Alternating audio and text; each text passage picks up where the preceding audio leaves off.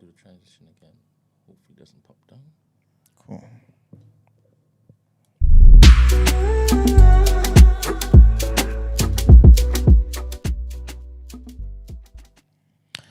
All right, people. So our first set of headlines. Sir Keir Starmer is due to chair the first ever meeting of a new Council of the Nations and Regions in Edinburgh today on Friday. It brings the Prime Minister together with the leaders of the devolved governments of Scotland, Wales and Northern Ireland, as well as England's mayors.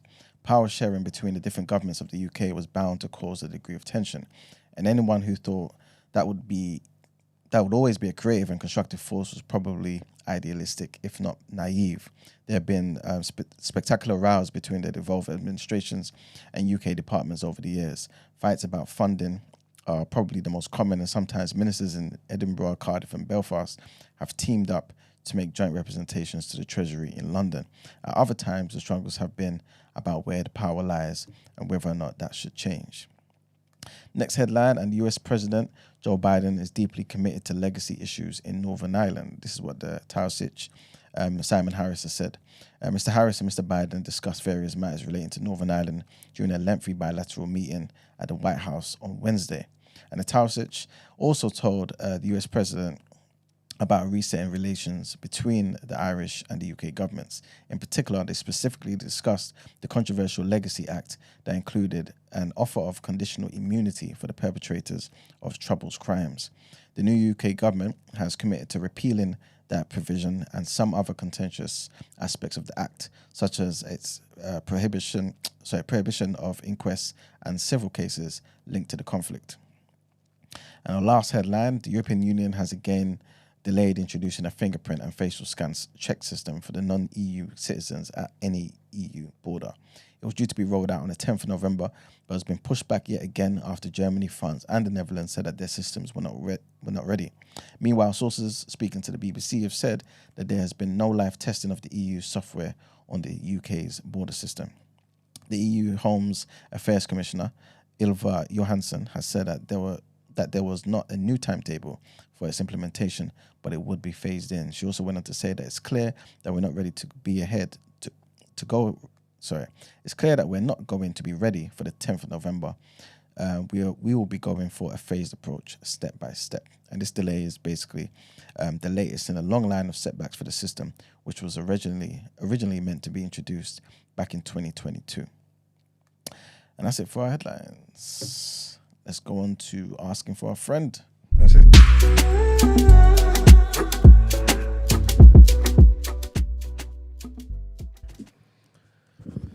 All right. Big up TDA family, long time Spotify listener here. For the sake of all involved, I'm gonna use.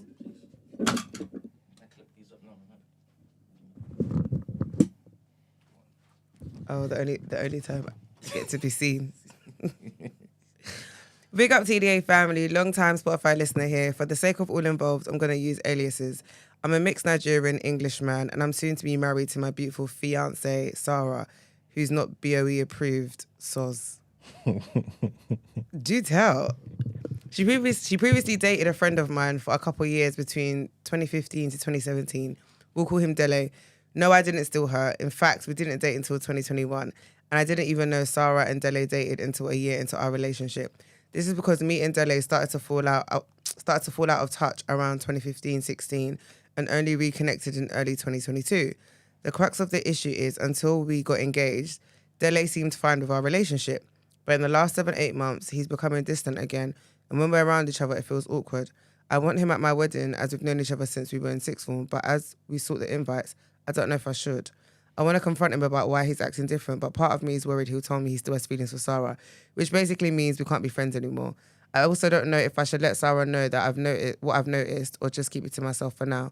How do you think I should handle this? Look forward to hearing all your suggestions.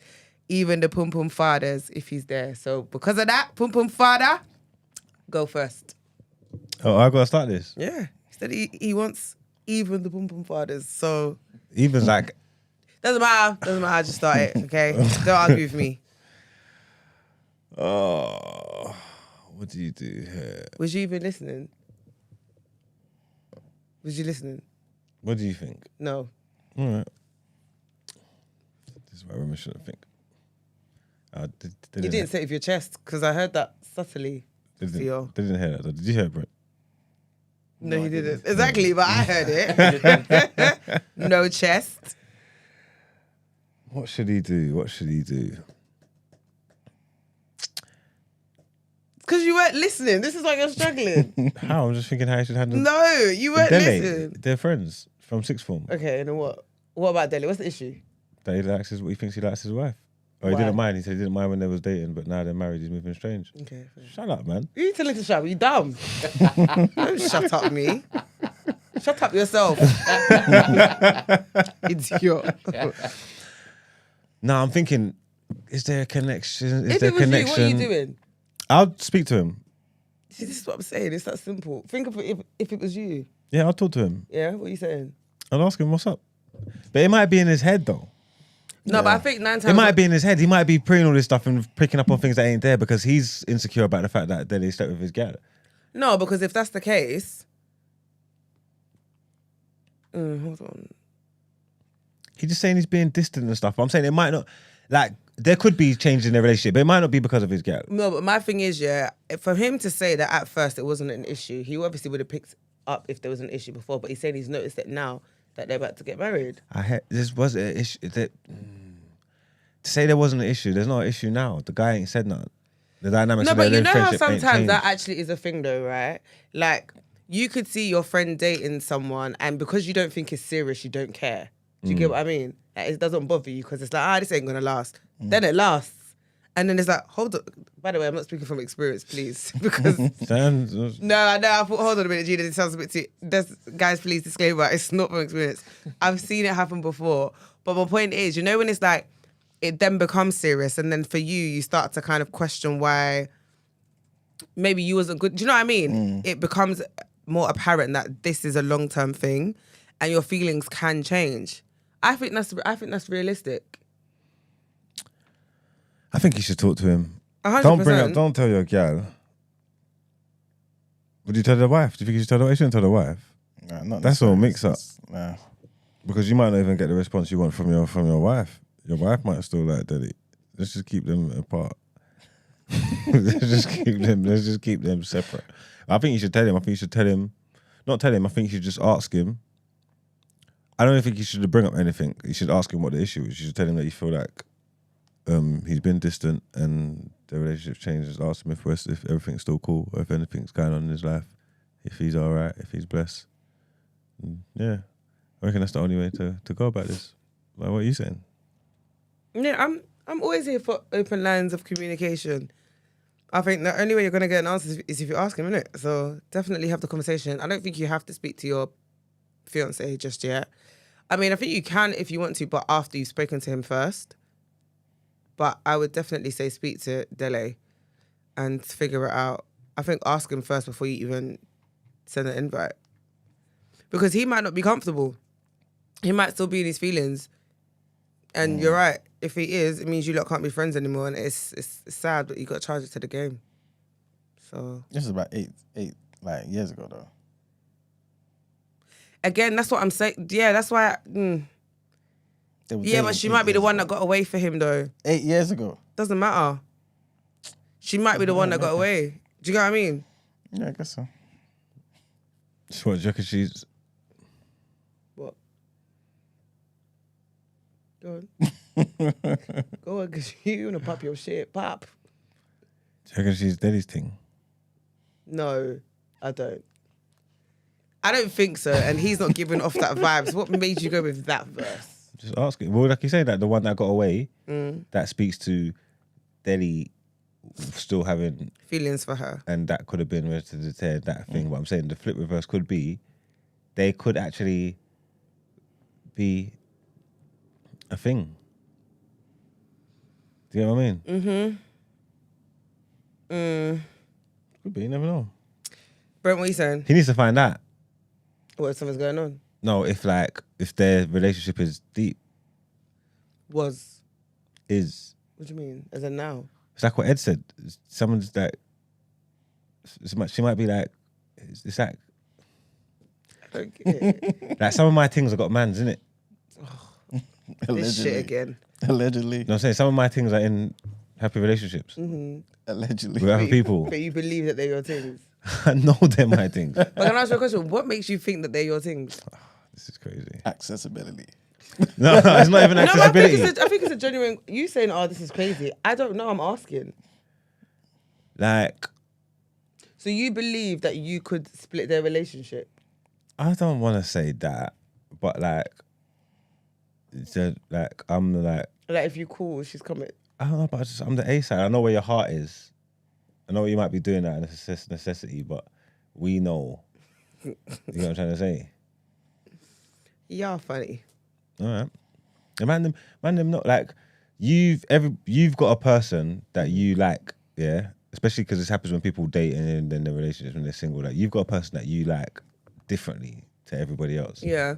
Like, do you know what I'm trying to say? I get you. And everybody's got that person, Yeah. and it's just figuring out. And obviously, if you're in a relationship, some people in the relationships are that for their people For that people, for the relationship. But sadly, some people in a relationship, Because it didn't work with that person. didn't But work. if it could work with that person, that's you the know what I'm person trying to you'd say. Some rather people be ain't in with. relationships with their person. Got it. Like their person's not there. Okay, Like, I hear and it. whether they might not even act on it, if that makes sense. They might not even act on it. They might not never go with this person and whatever. The time might be gone or whatever. But you know But you in your just know, heart, this okay, is. this You is get what I'm the- trying to say? If that was your last stop, you would have been happy. If the world's gonna end tomorrow, you're gonna shout him because even if it's just to say bye. Do you get what I'm saying? Like, Okay, fair enough. so there's some people that are in that situation. So hopefully, that's not the case.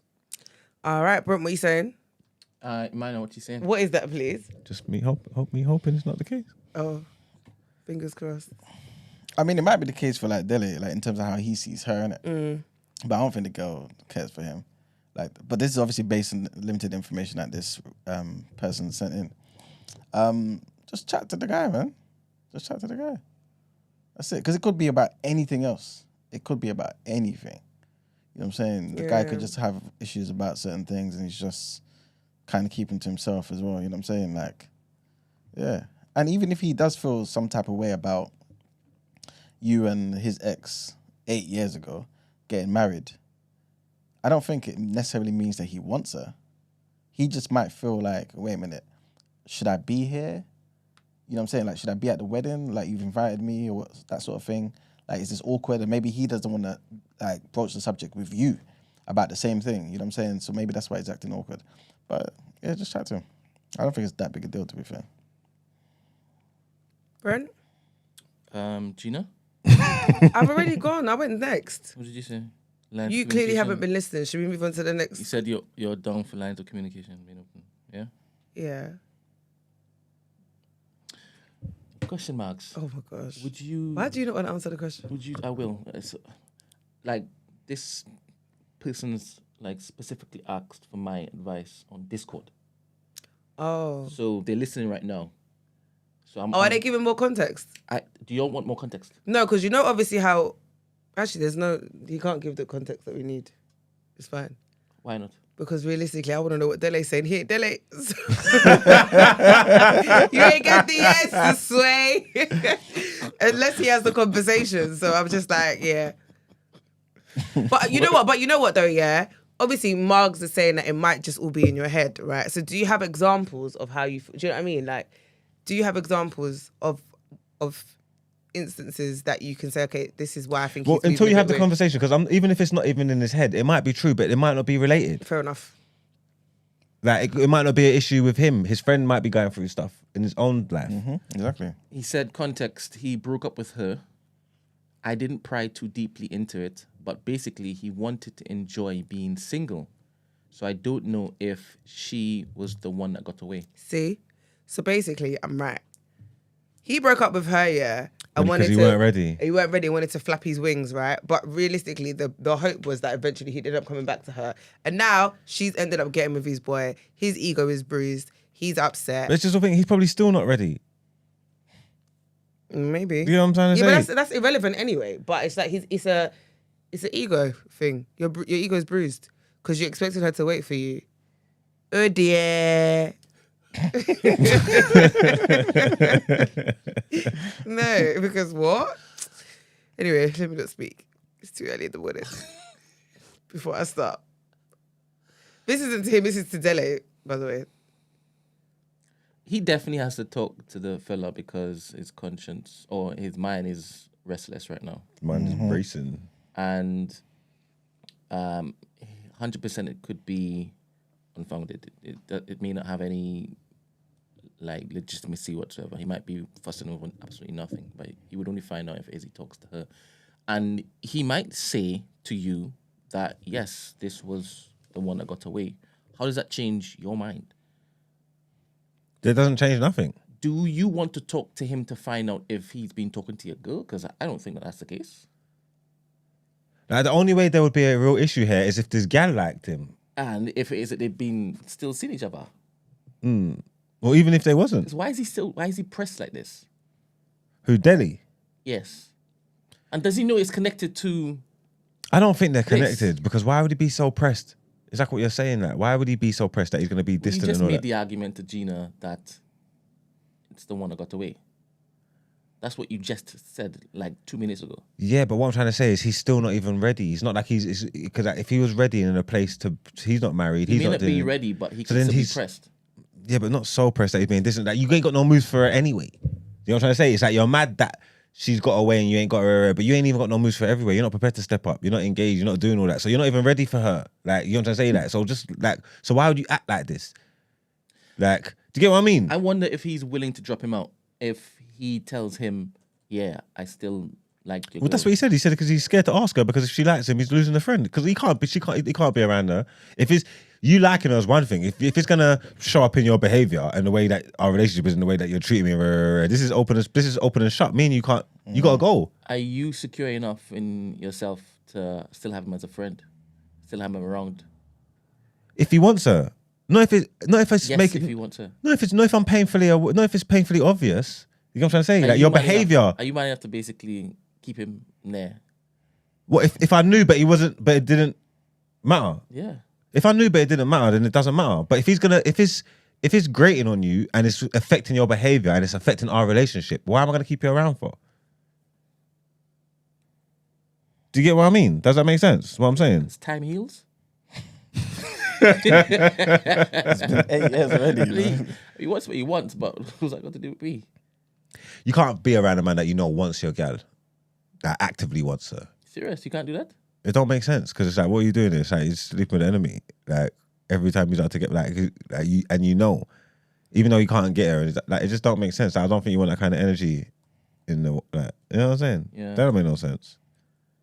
Being brethren with a man that you know loves your gal, like not just finds her attractive and would chop her if he had the opportunity. Like he wants He her. would be with her. Like he would be with her. Let Like the that's shoulders of mad. prey on. You can't be friends. No, but generally speaking, but the thing is, it is what it is, isn't it? If he admits that he has feelings for her, and he should, you guys can't be friends. But it's like you can't really blame him because realistically, she was his first. Do you get what I mean? So, and fair enough, you didn't know, but now you know these are the consequences of the actions that you've chosen to take. Everyone has to be mature about it. Do you get what I mean? So you wouldn't invite him to the wedding, basically? After you've spoken to him and he says nothing. Suppose he says nothing. Would you invite him to the wedding? Suppose he doesn't give you what you need. I don't know. Nah, because you know what it is? On such a special day like that, I haven't got the energy in the back of my mind to be thinking about you and to have that lingering energy. Just sit this one out. What is it about this whole friend thing and these stuff? Is it that makes it all weird when these people are saying like, oh, you're knowing your friend was with your girl and she had your girl on your knees and tear. And I do kind of understand the sentiments a bit, but I don't understand. So, like, say like your friend going with your friend's ex is wild. How could you be with a friend? How could you be with a girl that you know kissed your ex? It's like, all right, cool, but it's fine that 10 man that you don't know has filled up every hole this woman owns, like, and had her in every which way possible. But that's cool because you don't know them. Like, what are we doing here? Like, do you get what I'm trying to say? Like, what's it actually matter? Like, do you get what I'm trying to say? That's what I'm trying to say. Is it pride and ego? Is it just because you know them? Because they would have been on their knees for all types of man. They would have done all types of shit. They're not a virgin. You ain't got a virgin here. They've got sex lives. They've been doing stuff. So what's it matter? I think it is pride and ego. Literally. Yeah. Pride and ego. And knowing that somebody close to you has had access to your person in a similar fashion to you, so it then makes it seem as if, not like you're not special, but do you get what I mean? It's like you're meant to be my person. Like I only want to be the only person to see you in that state. I don't like when people pretend. That's my thing. So you like him. You know you like him. You sort of get along as plain as day. But because 6 years ago, he slammed your brethren. Yeah, but that's I There's feel like like what are we doing here? No, I get that. Like, I feel like when I was younger, I was quite immature of that mindset, yeah. Now, I don't give a heck. Like, I'm not about to lose sleep over something that happened like a decade ago. That's just me now. But back in the day, if you asked me this, in my 20s, I would have been rapping like a round the highway with my big mouth. But, like, now, it's just, it is what it is, isn't it? Like you said, everyone's got an ex and everyone's got a past, and London's freaking small, and social media makes it even smaller. So, yeah. We've got to get over it, man. Would you get over it?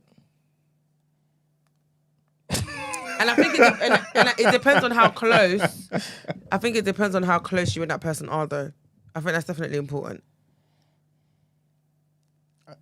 Do you know what? Do you know who kind of changed my mindset on this whole thing? Yeah, I'm not gonna say her name, but a friend of mine, friend of ours, and we were talking one day, and when she put the way she put it, I just thought, what a mature way to see. It made me feel so immature because basically she was like, look, yeah, she has no issue with anybody dating any of her exes, and she was like, because if me and that person didn't work out, it didn't work out because we weren't meant to be. However, if you and that person are destined to be soulmates, yeah, your connection, like everything just makes so much sense. I do not want to be the person that stands in the way of that happening purely because me and you didn't work. It doesn't make any sense to me. Do you want to swap? It doesn't make any sense to me. Like, I'm now going to block your blessing because that was not my blessing. That was not my ministry, and it didn't work for those reasons. So who's to say that you two won't work? I don't want to be the reason why you do. You know what I mean? Like, I hear you, but would you expect some sort of etiquette though? Would you expect one of the parties, your ex, to at least tell you that, oh, I'm talking to your friend now, da-da-da-da. both of them. Exactly. So you expect some sort of etiquette. Yeah. You don't just expect it. If just it's love, one day. I can't hate on love. So if one of my brethrens went with one of my exes and just chopped them, that's a bit. You're allowed to feel how you feel about that or whatever, because there's something in there. But if you went and you put down roots and built a home and built love, who am I? But can I ask you a Who am I question? to hate No, but hold on love, man? No, Like, but- what are we doing here? But hold on, this is the thing is, you don't just get to love though. So Yeah. the thing you spoke about The first processes, is gonna happen exactly. first. Then the love. Love isn't something that happens overnight. But some So- people date intentionally. Some people, if he went in there with the intention to stick around and they got to there, Yeah, but you then it's never- still, but you even no don't- matter but how you it don't started, actually- you still get to the same end result. Because No, but some you man's don't know intention how- is to just come in there and slam her and go back to their business. But then you can go in there with the intention to slam her and then catch feelings and think, and then it changes. So then what? Your intention when you first started wasn't to stay there long term. But do you get what I'm trying to say? The intention on mine is the end result.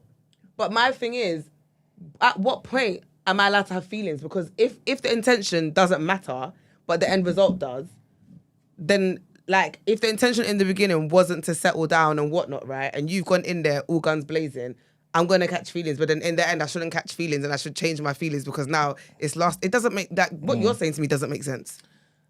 There's also a scale of deviancy that you have to consider. For example, I'm on this scale, you're on this same scale, but your deviancy level is way up here. So if we were best friends and you had this woman and then I see where you're going. in my mind, she would have particular likes and dislikes, right? Based on spending 2 years with you, carnally. Carnivorously. And some of the stuff I'm not into. So I don't know if it is I'm ever able to basically satisfy what she's been conditioned to believe she needs. But women connect more emotionally. No, I hear you, but there's still that carnivorous. You ain't letting that go,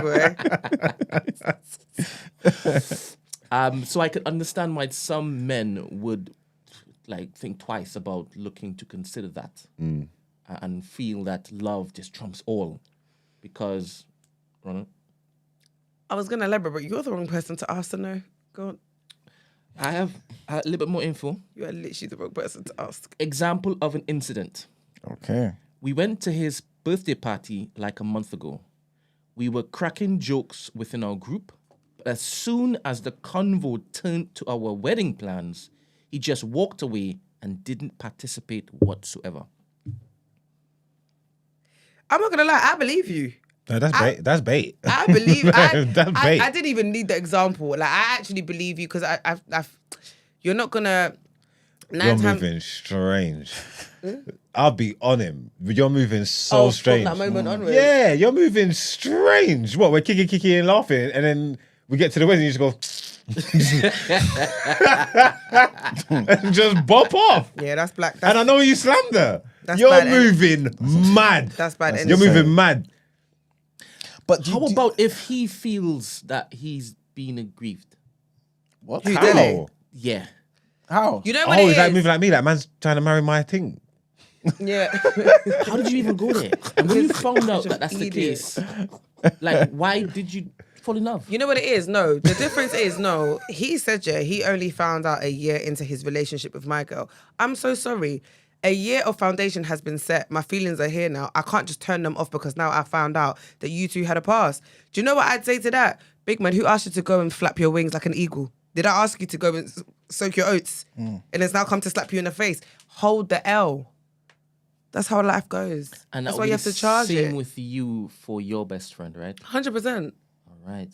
What do you mean? Wait, hold on.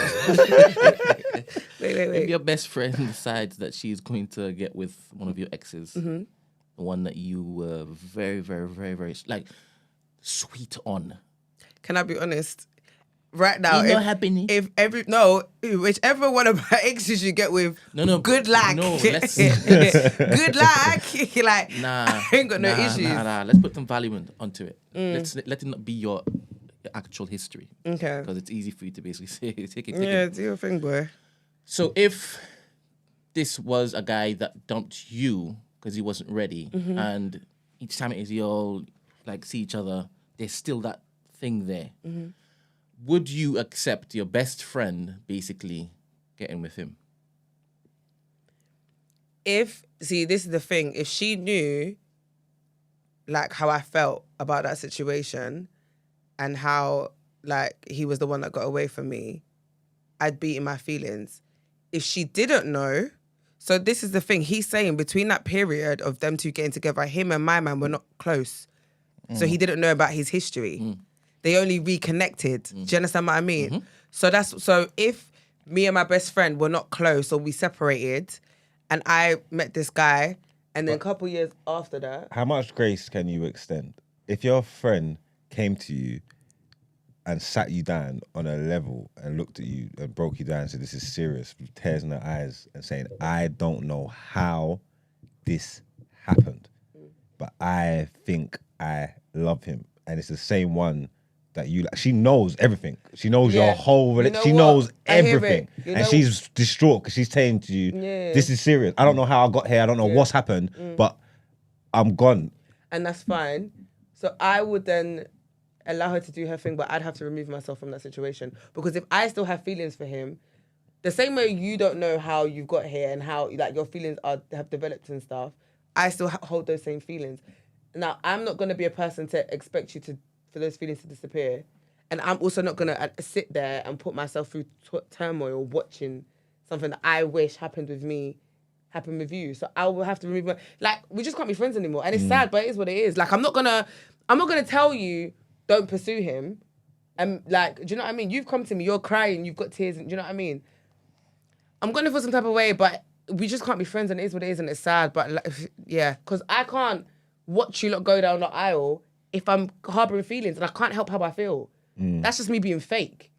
I'm not here for it. Don't condone this message. I'm not here for it. Support. I want you to be happy. No, I don't. If there's because anybody who's got anything to say, please. Me. No, but you get what I mean? Like, I don't. Say, that's my man. And not because I'm being a bitch, but this is my person that you've decided, knowing full well, and now you've made them your person. So cool, have him. But I can't be around all of this. And it will be so selfish of you to expect me to. Like, you don't care about me.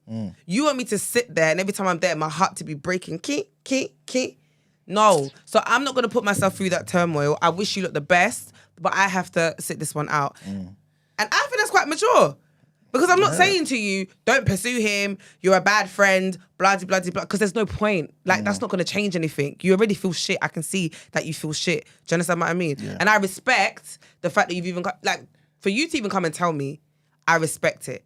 It's quite mature. But this However, is because she didn't know, right, at first? No, he's saying she knew. I'm saying she knows. In his scenario he created, she knew. So how about if you are currently dating somebody else? Doesn't matter. That is crazy. Good one. That's crazy, you know. Because I knew she was Do you know gonna say why? that. Yeah. I knew Do you know she what? wants No. the entire cake. No, I don't want the entire... but I could break up with you. If I'm your man, Yeah. Imagine. if I'm your man, Okay. and you stop, and you break up, Don't listen, go breaking if my I'm your heart. man, and you break up with your best friend, break up with your best friend and cut her out of your heart, you don't talk to her no more, because she's chopped your ex, I'm saying this is crazy, because I'm saying, you got me, what do you care? Yeah. I'm saying, this is crazy. And she turns around and says, but he's the one that got away. No, I wouldn't say I'm that. here though. I wouldn't say Yeah, I that. could break up with you. Like, you could lose your man for that. That's crazy. Boy. She don't even care. That means No, that's where the true love is. maturity. That's where the true love is. That's why she don't care. But you He's the true love. Because you've just hold on a minute. Are you insane or are you insane? Did you not just sit here and tell me that there's certain people that are with people that they don't really want to be with because that's their person? Shut up! You tried This to is a cool prime it. example. You tried to cool it. Yeah, cool. So what I'm trying to say So is, what I'm saying that means to I you- have to accept that I'm not your person. That he's the guy. Are you dumb? Are you dumb or are you dumb? We just spoke about this, and you just said, yeah, that there's people in the scenario that you have created, right? And you are the person on the other side, and you're like, yeah, that's my thing, that's my girl. Even if we're not together, even if I've moved on, even if you're gonna marry someone else, you know that I'm the one that got away. But yes or no? Did you not just say that? Yes or no? Yeah, but I'm not. So my point is, But the brother don't know that Mugs no, is but that I'm just person. saying, I just gave you a scenario of what you've just explained, and now I'm the bad guy. I hear what she's saying. Make me the bad guy then. I don't understand. What are we doing here? Because it's one way for you.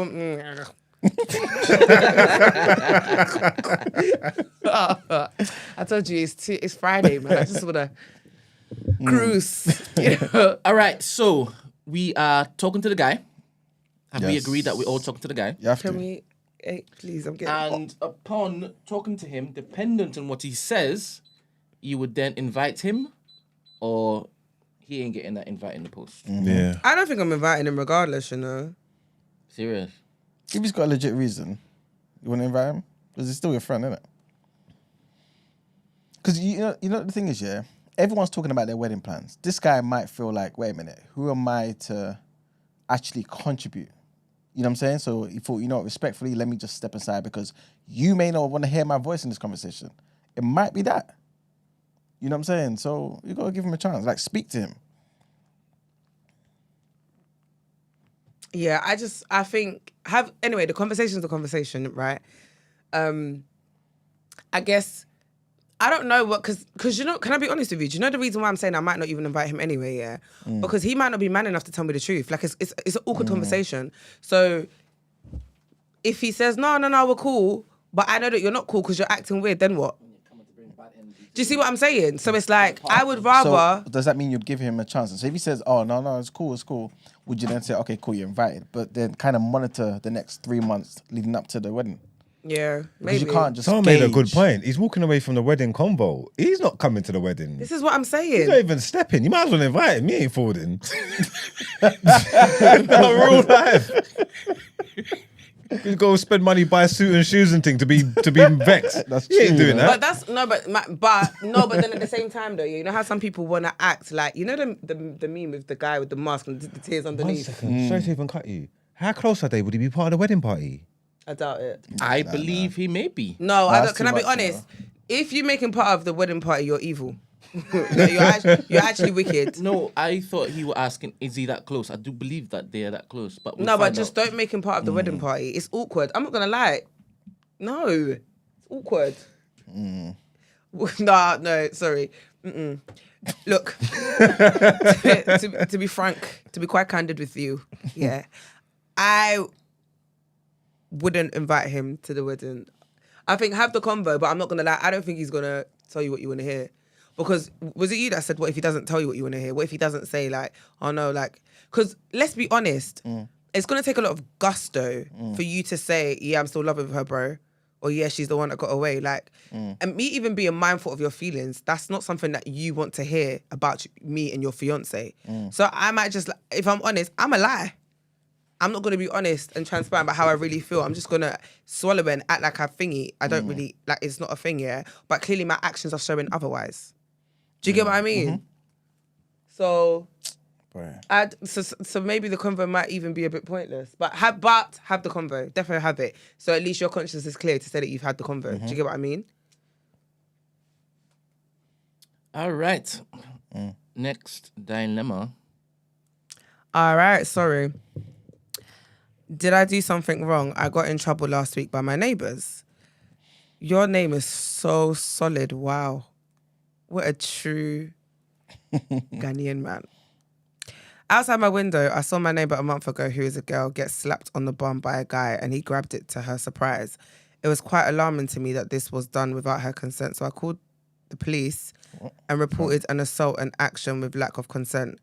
Even though she didn't react bad, I still called the police. The police came over 20 minutes later and assessed the situation. And the girl said the guy was her boyfriend, which he was. 2 days ago, as I was coming home from work, I saw a girl come over to the same neighbour and kiss her on the lips. Kind of like a girly kiss, but still there was no consent, so I reported it. The police came over, ironed everything out and told them it was me that called them, and now my neighbour hates me because, in her words, I don't mind my business and gave them police stress. Did I do something wrong? I was just trying to be a sensible citizen and report lack of consent, but when I did, I got the aggro. I'm a bit confused. Do you understand my dilemma? When is lack of consent not lack of consent and report worthy? I saw someone get kissed with no consent and groped with no consent, but I'm the bad guy. It seems like a flirting versus harassment situation. I'm not going to lie, big man, face your front. Like, mind the business that pays you, because the first person you reported, it was her boyfriend. No, it's not just people that with mental deficiencies that engage in foolishness, you know. Because, you know, it's not though. You would think it is, but it's proper not. And I'm just like, huh? Like sometimes it proper be your own people. Like, can I be honest? You know this whole dilemma. I just wanted to say, huh? Like, huh? Because of yesterday's conversation. Has to be. In a bed. Yes, Has to be. definitely. Yesterday we spoke about consent and stuff. Innit? So this person is basically saying, like, what does the consent look like? You need to have a yes. And since I didn't say yes, I'm trying to help out. I know, but this one is so bizarre because you don't, like, you've literally just walked in on something here or seen something. There's no context. I'd hate you too, I'm not gonna lie. If I was your neighbour, I wouldn't chat to you. And I'll tell you to stay out my damn business, because this is, unless I'm coming to you and asking you for help, or you've seen me in a distressed manner. Like, you've even said, none of the people reacted badly. Nobody acted badly. So because you didn't physically hear consent, like, what made you go with that verse is just all I'm saying. Because I don't get it. Like, am I meant to get it? Because I don't.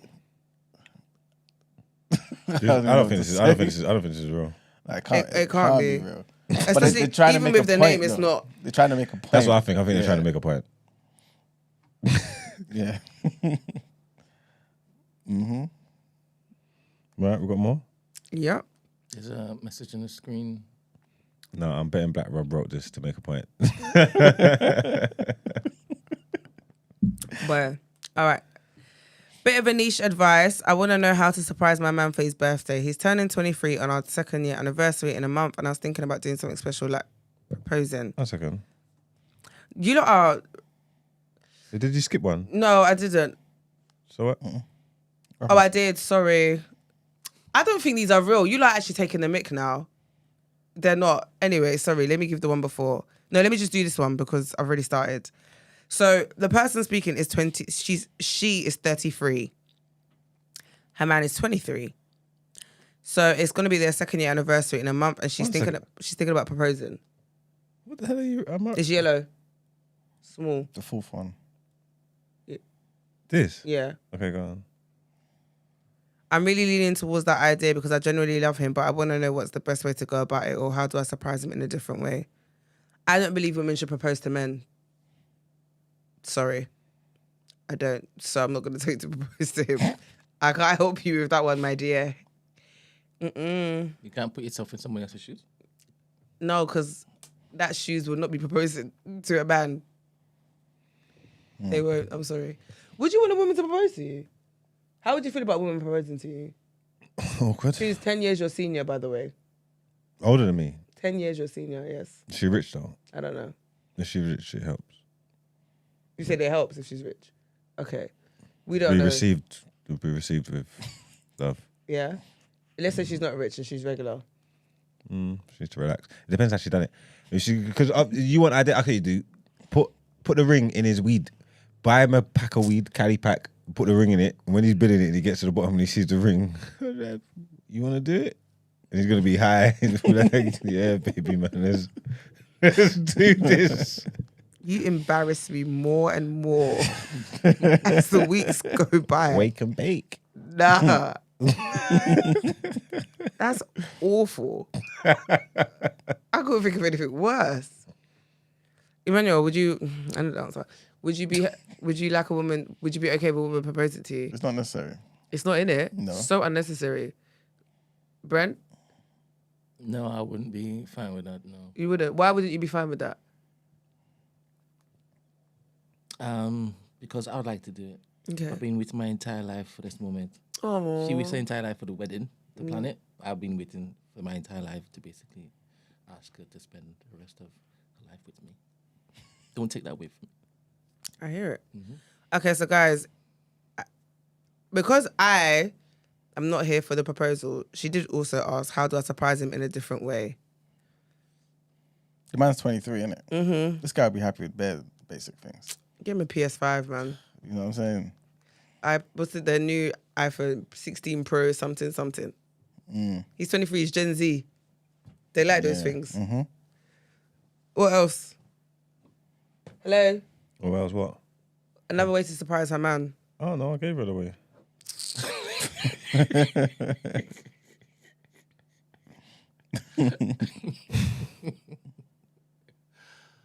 Next. Please. Big next. Sorry. Nah, see, this is what I'm saying. These aren't real. You lot are just actually taking the mick now. Can you start respecting our time, please? Because this makes no sense. I'm in love with my cousin. My cousin is sexy as hell, but I know I shouldn't do anything. He's actually my dream man. 6'5", dark skin, well-mannered, good hair, well-endowed, allegedly. Got money and sensible. I didn't know he was my cousin until... Okay, fair enough, I'll allow you then. I didn't know he was my cousin until 2 months ago. We haven't done anything, and I don't think he gets that I fancy him. What do I do? And if I need to get over him, how do I do it? My dear, get the hell over him as fast as you can. What cultures Do that. feel us fine? Bear cultures. Lord. Not my culture. Tigerians. You know what? Vikings. Yeah, Vikings. Yeah. I don't think that you have children with Down syndrome if it's your cousins, right? You can. You can. Not No, necessarily. you can. There's people that do cousins. I think it's like second cousins or third cousins. There's a thing removed where you can be all right, but it's still potential. You still can. It can be all right, but you still definitely can. It's not Down syndrome. No, it's Not the Down syndrome, but there's they'll still have trouble in there. They'll have Birth effects. that. Yeah. Yeah. So when I used to be a PO, one of my guys I used to look after, he told, obviously they were Asian, and he was like, his older brother, like 2 of his siblings basically married their cousins and had kids, and their kids didn't have all their fingers. God damn it. Yeah. They do second cousins, like their cousins' utes. Like they'll chop their cousins' ute. Yeah. You know what I'm saying? Oh, I get you. Yeah. That's a second Even cousin, closer, isn't it? you know, some of them. You can't get close as a cousin. You can't get closer than first cousin. No, I'm saying it's first cousins do it. Oh, okay. Yeah, but that's you're the saying- story. The one I'm Yeah. talking about is the first cousin situation. Even remember when Sasha was here, I was telling her that I know one of my friends, she's Fuller. So back home, like in their culture, they would do cousins as well. But nothing would happen. Like chop your brother's you. Yeah, have kids. Yeah. Yeah, that's brazy. It's That's a bit different. brazy. Like it all depends on I can't remember what Sasha was saying, but it depends on certain defects that's in the family. That's family, man. You shouldn't promote nieces and nephews trying to get together. That's You know what? crazy. You know how I see it here? There's so many people in this world. Like, Yeah. it's the same as the best friend thing. My dear, there's so many humans on this planet. So many. The world is your oyster. You know? You can travel. It's true. But instead, you like, Yeah, it's insane. do you know what I mean? This one is anyway, because this is just based on lust. At least the other ones are culture, that there's reasons for it. Trying to keep wealth in the family, trying to do certain things. It's been going on I for understand thousands all of of that, years. yeah, but This is just, you've seen the guy and you think, yeah, I want him. Yeah, it's yeah, for me, it's a no. My dear, I'm gonna tell you to get over him, if I'm honest with you. And the fact that he doesn't know that you like him, it's not that serious. You sound like you just have a crush, and crushes you can get over. Do you get what I mean? It's not that deep. There's no emotions involved, and everything you're talking about is very physical. Do you get what I mean? So I think you can easily get over him. Date somebody else. I don't think there's anything more that I need to say on that. Anybody else? Any more for any more? No, I agree with you. Right. No. Case closed. Next one. On the episode yesterday, On yesterday's episode, Black Rob called in to mention about male domestic violence that's been higher than women, a very valid point. He found the need to mention that he knew Esther would have a preconception that it would be worse for women. Why does Black Rob always seek to draw Esther out? She was the person advocating for the seriousness of male domestic violence, and she did mention the 1 in 7 stat. When Esther brought up her grievance, Black Rob then went on to say, Do you know that this is all recorded?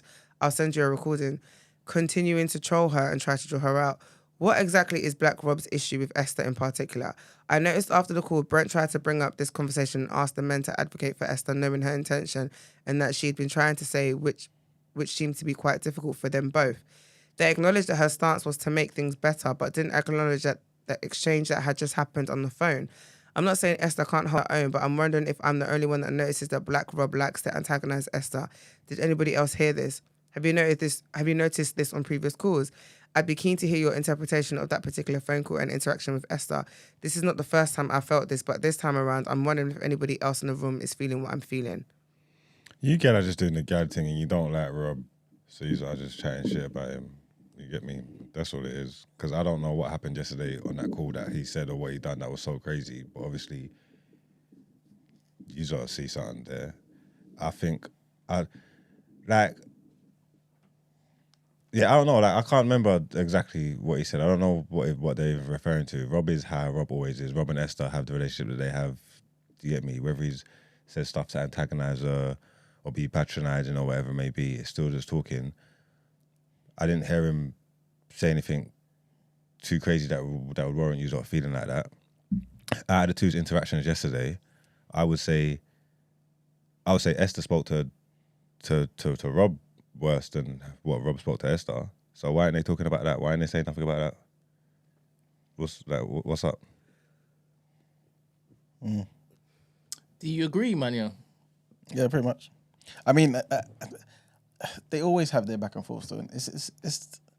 I mean, obviously, we're not necessarily debating, but you're having back and forth. There's opinions. You know what I'm saying?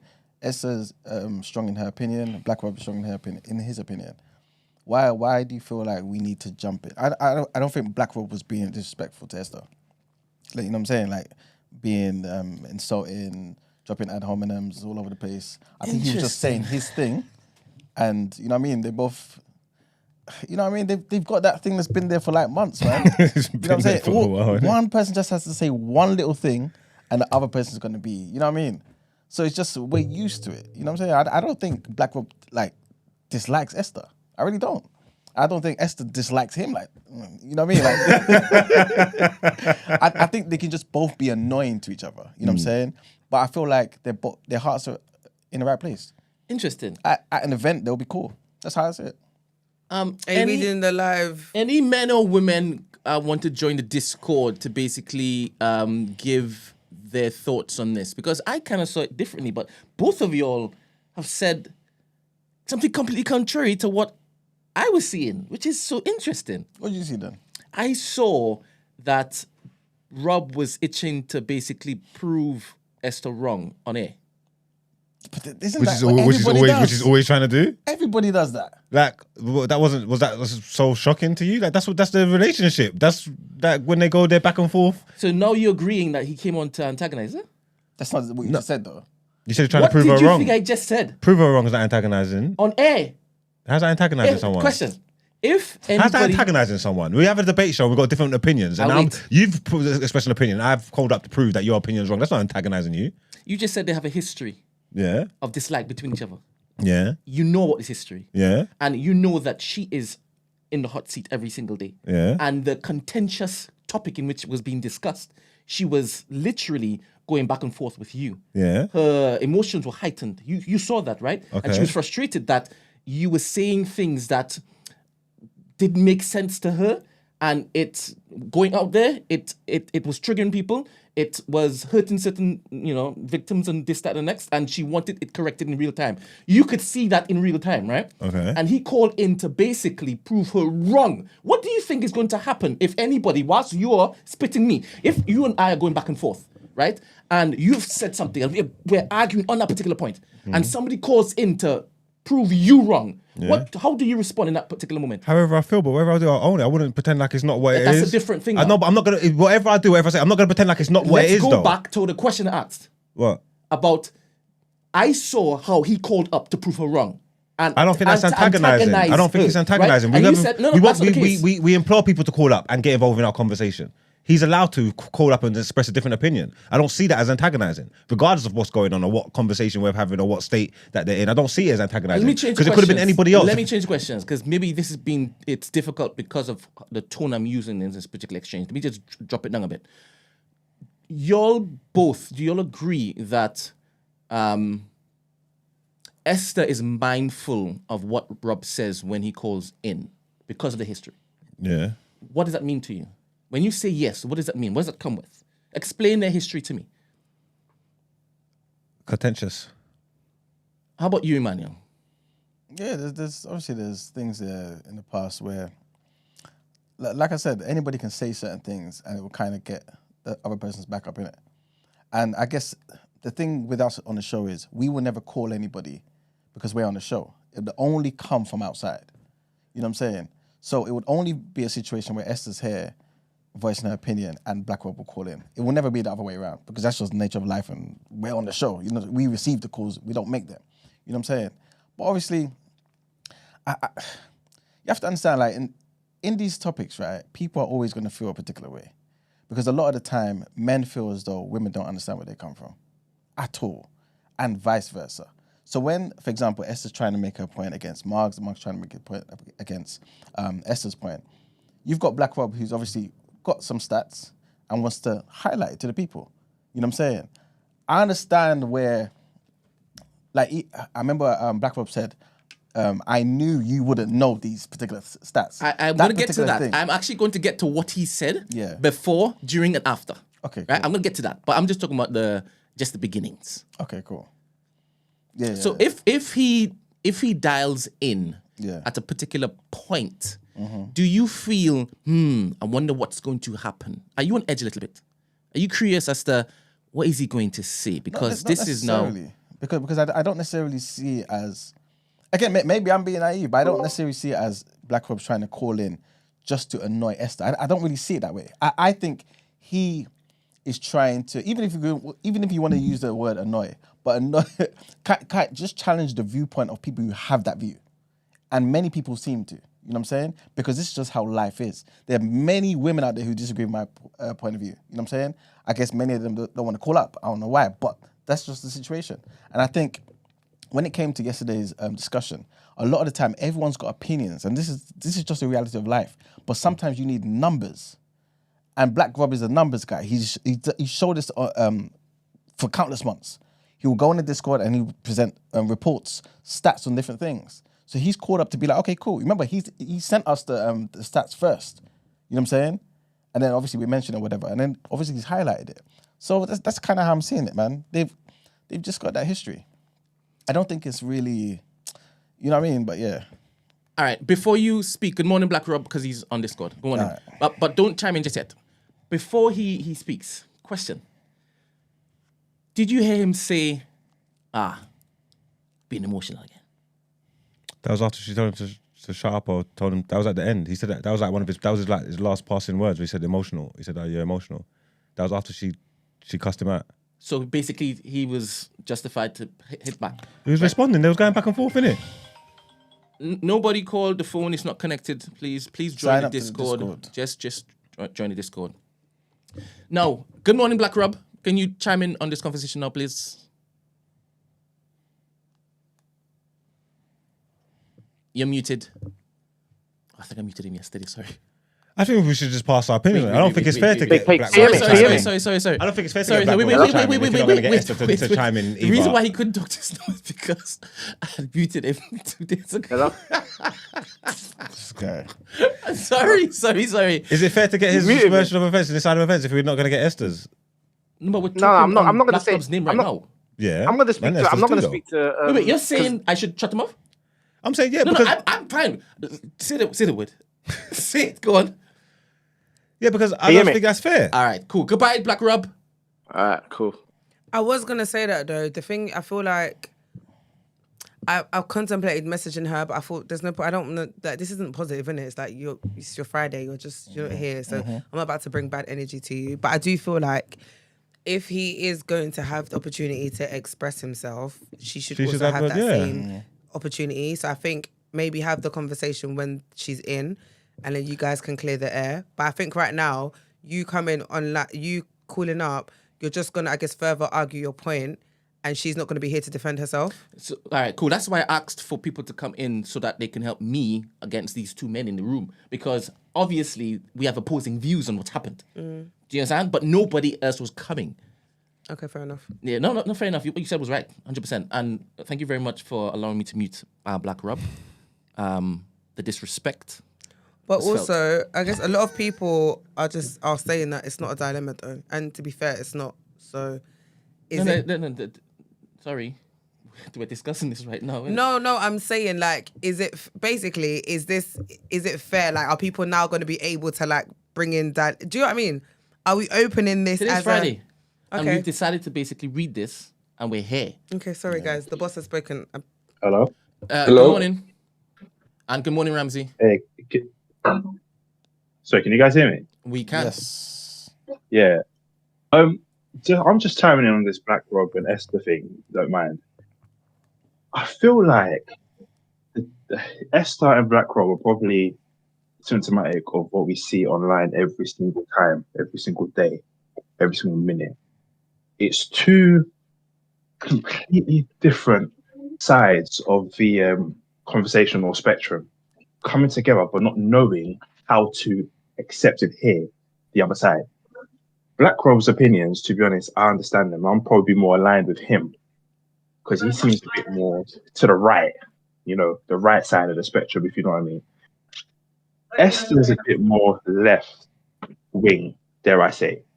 But the problem is these two, they just don't seem to know how to talk and listen to each other without insulting each other. I feel like you could see Black Rob was so hungry looking for a point to come at him and come at Esther and basically say, yeah, you're wrong and I've got you today. But yesterday just wasn't the day. But then also what didn't help was the fact that Esther basically just shut him off and just tried to cuss him out. Yeah, I get that she felt attacked. But I just also don't think that the way that she came at him was right as well. And I've been listening to you guys since probably the beginning. And I always feel like Esther is just always, sometimes, it's not that deep. It's just a conversation, Or am I bugging? No, I don't think you're bugging. Thank you very much for your contribution so far. I want you to factor in where we were in the back and forth, because that's being removed from the situation. We were in the height of It was heightened emotions. It was already debating and going back and forth and all that. Yeah. And I think that topic is always going to be contentious because Esther had the opinion where, and I kind of see why Blackrock felt the need to come for, because if you listen with a sense of emotion without actually rationalizing what Esther was trying to say, she's basically saying, us as women, we come out and we say this is wrong. You as guys, you don't come out and say what's wrong. So what is it that you guys can do to help? Because we do what we do. You know what you should be doing, but you're not doing it. And that I understand. But obviously, as a, dare I say, maybe as Black Rob's probably hearing, obviously with the history, all he's hearing is like, he's just probably just heard one part. What are you guys doing? He's called in, and now it's like just contention. And from an entertainment perspective, I was on a train and I was just laughing because I thought this is just. We got to take lots of things into consideration, though. Everybody's different in it, and we've got different personalities in it. Yeah, we could all agree. We could all agree that Black Rob, like he looks forward to going at Esther. Like, you know what I'm trying to say? Like, he enjoys that. Yeah, going I can smell it. Goes for it. Like, he loves it. If she's got something, he's itching to give his point, his opposing point. That's facts. So we could all agree with that. Yeah, I'm gonna go now. Yeah. Even though I could acknowledge that, I don't think that's done from a place of like malice or whatever. The person that I am, with the way that I like to debate and I like to argue and I like the confrontation, I would embrace that and I would go at it. But she might not be that person. You know what I'm trying to say? So after a while, she can take that in a different way. She could take offense to that or take that the wrong way because we all realized it. So she realizes it as well. So she might think, is this brother got a problem with me or something? Is there something going on? We got to take everything into consideration. Yeah. So there's a reason why their conversations go how the conversations go, because we didn't just get to this point. There's a build up there, innit? Yeah. Like, do you know what I'm trying to say? That so man can't just move like Esther's just being unreasonable. There's reasons for everything. So we just got to be fair. Yeah, no, I agree. I hope that, you know, maybe you two meet in person, dare I say you kiss and make up or something, but at the same time, there's an entertainment part value to it. I can't lie, because when Esther was like, "Do you have anything else to add?" I was like, "Oh my gosh!" I'm not gonna lie. I was on Elizabeth like laughing. Oh my! I couldn't believe it. I was like, Esther. I was thoroughly entertained, like thoroughly, like that was good work. I was like, wow, Esther, you have really made me laugh. I'm on my way to work. I was tired. I was 7 a.m. No, it was 7 a.m. But it was early enough, you know. But regardless, I'm a first time caller. I enjoy this platform. I think everyone has different values, different opinions and stuff, and I like the diversity in opinions. And as much as maybe you can say, okay, Esther, you know, cool down a little bit, and maybe Black Rob, you know, it's not that deep. You don't have to come for her. At the end of the day, like you just said, everyone has different ways in which they argue and talk and converse. But I've got to go now. My kids are moving mad. But shout out you guys. Thank you so much for contributing. And yeah, love. Good morning, Ramsey. Good morning. Who is this? Christy. Morning. Yes, Ramsey. What are your thoughts, Ramsey? What's going on? I didn't get the name of the last guy, but I get what he was saying. But I feel like the thing that's missed is this is something that you lot do day in, day out, yeah? And getting consistently, this is my interpretation, to get consistently hit up by Black Rob, who wants to start stuff, yeah? Or not start stuff, but he wants to have interaction with Esther. If he thinks she's wrong, he's gonna go at it like a rabid dog, yeah? Now I'm similar to Marks. I'm happy to argue till the cows come home. I'll argue for no reason. But Esther isn't built like that, and I feel Black Rob knows that. So when he carries on going for her, it's only a matter of time when Esther's just gonna go, all right, cool, you're done now. Like, shut up. What are we doing here? You weren't even listening to me, number one, and number two, you're starting on me for no reason. Like, what are we doing here? And there has been a time, I can't remember which day exactly, but it was a time when I was there with you lot, and Black Rob called in to say, "Oh, Esther, you're wrong," and he didn't even hear what she said. He literally just went, "Oh, Esther, you're wrong for this point, and you should have said this," when Esther said exactly that. So I can definitely understand why Esther would get annoyed. It's only a matter of time. Thank you very much. Christy? Morning. Can you hear me? We can. Loud and clear. Okay. I think to say that there's not been like a back and forth and some type of antagonistic thing, I feel like you lot are being disingenuous to say such. We run joke about it in the chat. Who said that though? Anytime that it's a thing. No, but you said he went Yeah, both of antagonistic. them did. Don't worry, Christy. Continue talking. Yeah, We're so not talking about in general. We're Iman- talking about that call to when he phoned up with the stats. That's not calling to antagonize. That's not using the word antagonize is all wrong. right. Okay. All right. I would differ. Sorry to say, I would differ. No, Christy's right. Christy's right, 100%. I would differ, but let me just. Can I finish my thought, please? I again, it's disingenuous. How I think it, because there's been times where Black Rob has come on and it's been fine. So it's not like there's been times where it's been fine, and even though there's maybe some underlining thing, Esther's been fine. What I think went wrong here was the Black Rob coming on intentionally. And that's why I said the antagonistic was thing to say, especially Esther. I know especially Esther would not, with the stats or whatever, when already she had mentioned the 1 in 7. So when you come on and say especially Esther, what do you think that's gonna do? It's not like he just said he didn't say, oh, I think everybody would not know this, but he even said no, everybody, but especially Esther. So intentionally you are going at her. You are. So obviously, given their history, she was gonna take it some kind of way. She is, given just the history of how they go back and forth. So I guess she obviously didn't take kindly to it. My thing is, for me, obviously me and Esther are different. I wouldn't have obviously gone and said, oh, twat, whatever, because I've been in the studio where Black Rob has come in and I feel like he's done the same thing to me, but I haven't just taken a bait. He likes to prove that he's right in points. That's a Black Rob, and I'm not coming at you, Black Rob. I'm just saying how I thought. You want to prove a point. You want to prove that right. That's that. And when someone does that, obviously, no offense, you're coming with an agenda. E-man, you do it too. I do. So people do it. Everyone's got an agenda, right? If you want to prove your point, no, but I'm saying if that's what I'm saying, if you do it, but Black Rob does it incessantly, and it becomes a whole thing with Esther back and forth. So that's where anyway, I gotta go, guys. Took Sorry. issue with the special point. Just so we know, so there's no confusion. Team Esther. He was always meant to go, people. Yeah. Go on. Sorry, Christy, go on. Yeah, so I'm just saying it was the especially point that where obviously that's where it was going to take a left turn, given just their history. Like I said, I just wouldn't have taken a bait because, as we said, we run joke in the chat. This is how Black Rob does. But obviously Esther's not going to feel that way. So I just think I understand what the person wrote in originally. I understand the point. Obviously, like I said, I just wouldn't have taken it to the file how it got to. I would have just, to be honest, I would have disengaged because I would be like, oh, I know what he's on, whatever. I'm not doing this. But Black Rob, you do make an exerted point to point out Esther's thingy, and I personally didn't really see that energy with the guys.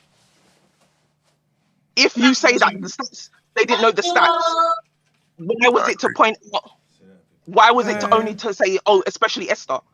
You could have just left it as, I don't think everybody would have known the stats, and no one did. Mm-hmm. And just left it at that. But you just had to say, especially Esther.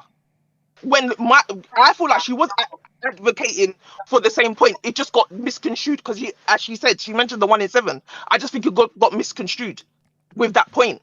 But I think she was definitely advocating for the same thing. But you just wanted to prove your point, and that's where sometimes it, again, based on you lot's history, that's where it goes wrong. It just deviates, or it deviates from what you're actually pointing, what you're trying to make.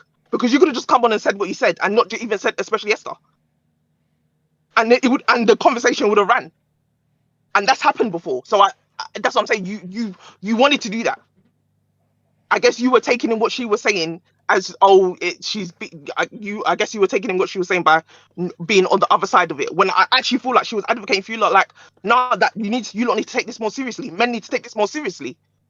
I don't think she was trying to come at it like, oh, this whole feminism thing or whatever. She wasn't. I don't think that's what she was doing. She actually was trying to advocate for you lot, but you lot were taking it in some type of way because how you view Esther. Thank you very So much. I just think that's all. That's all. You just need to say that, especially Esther part. And like I said, I'm not saying what she did to go off.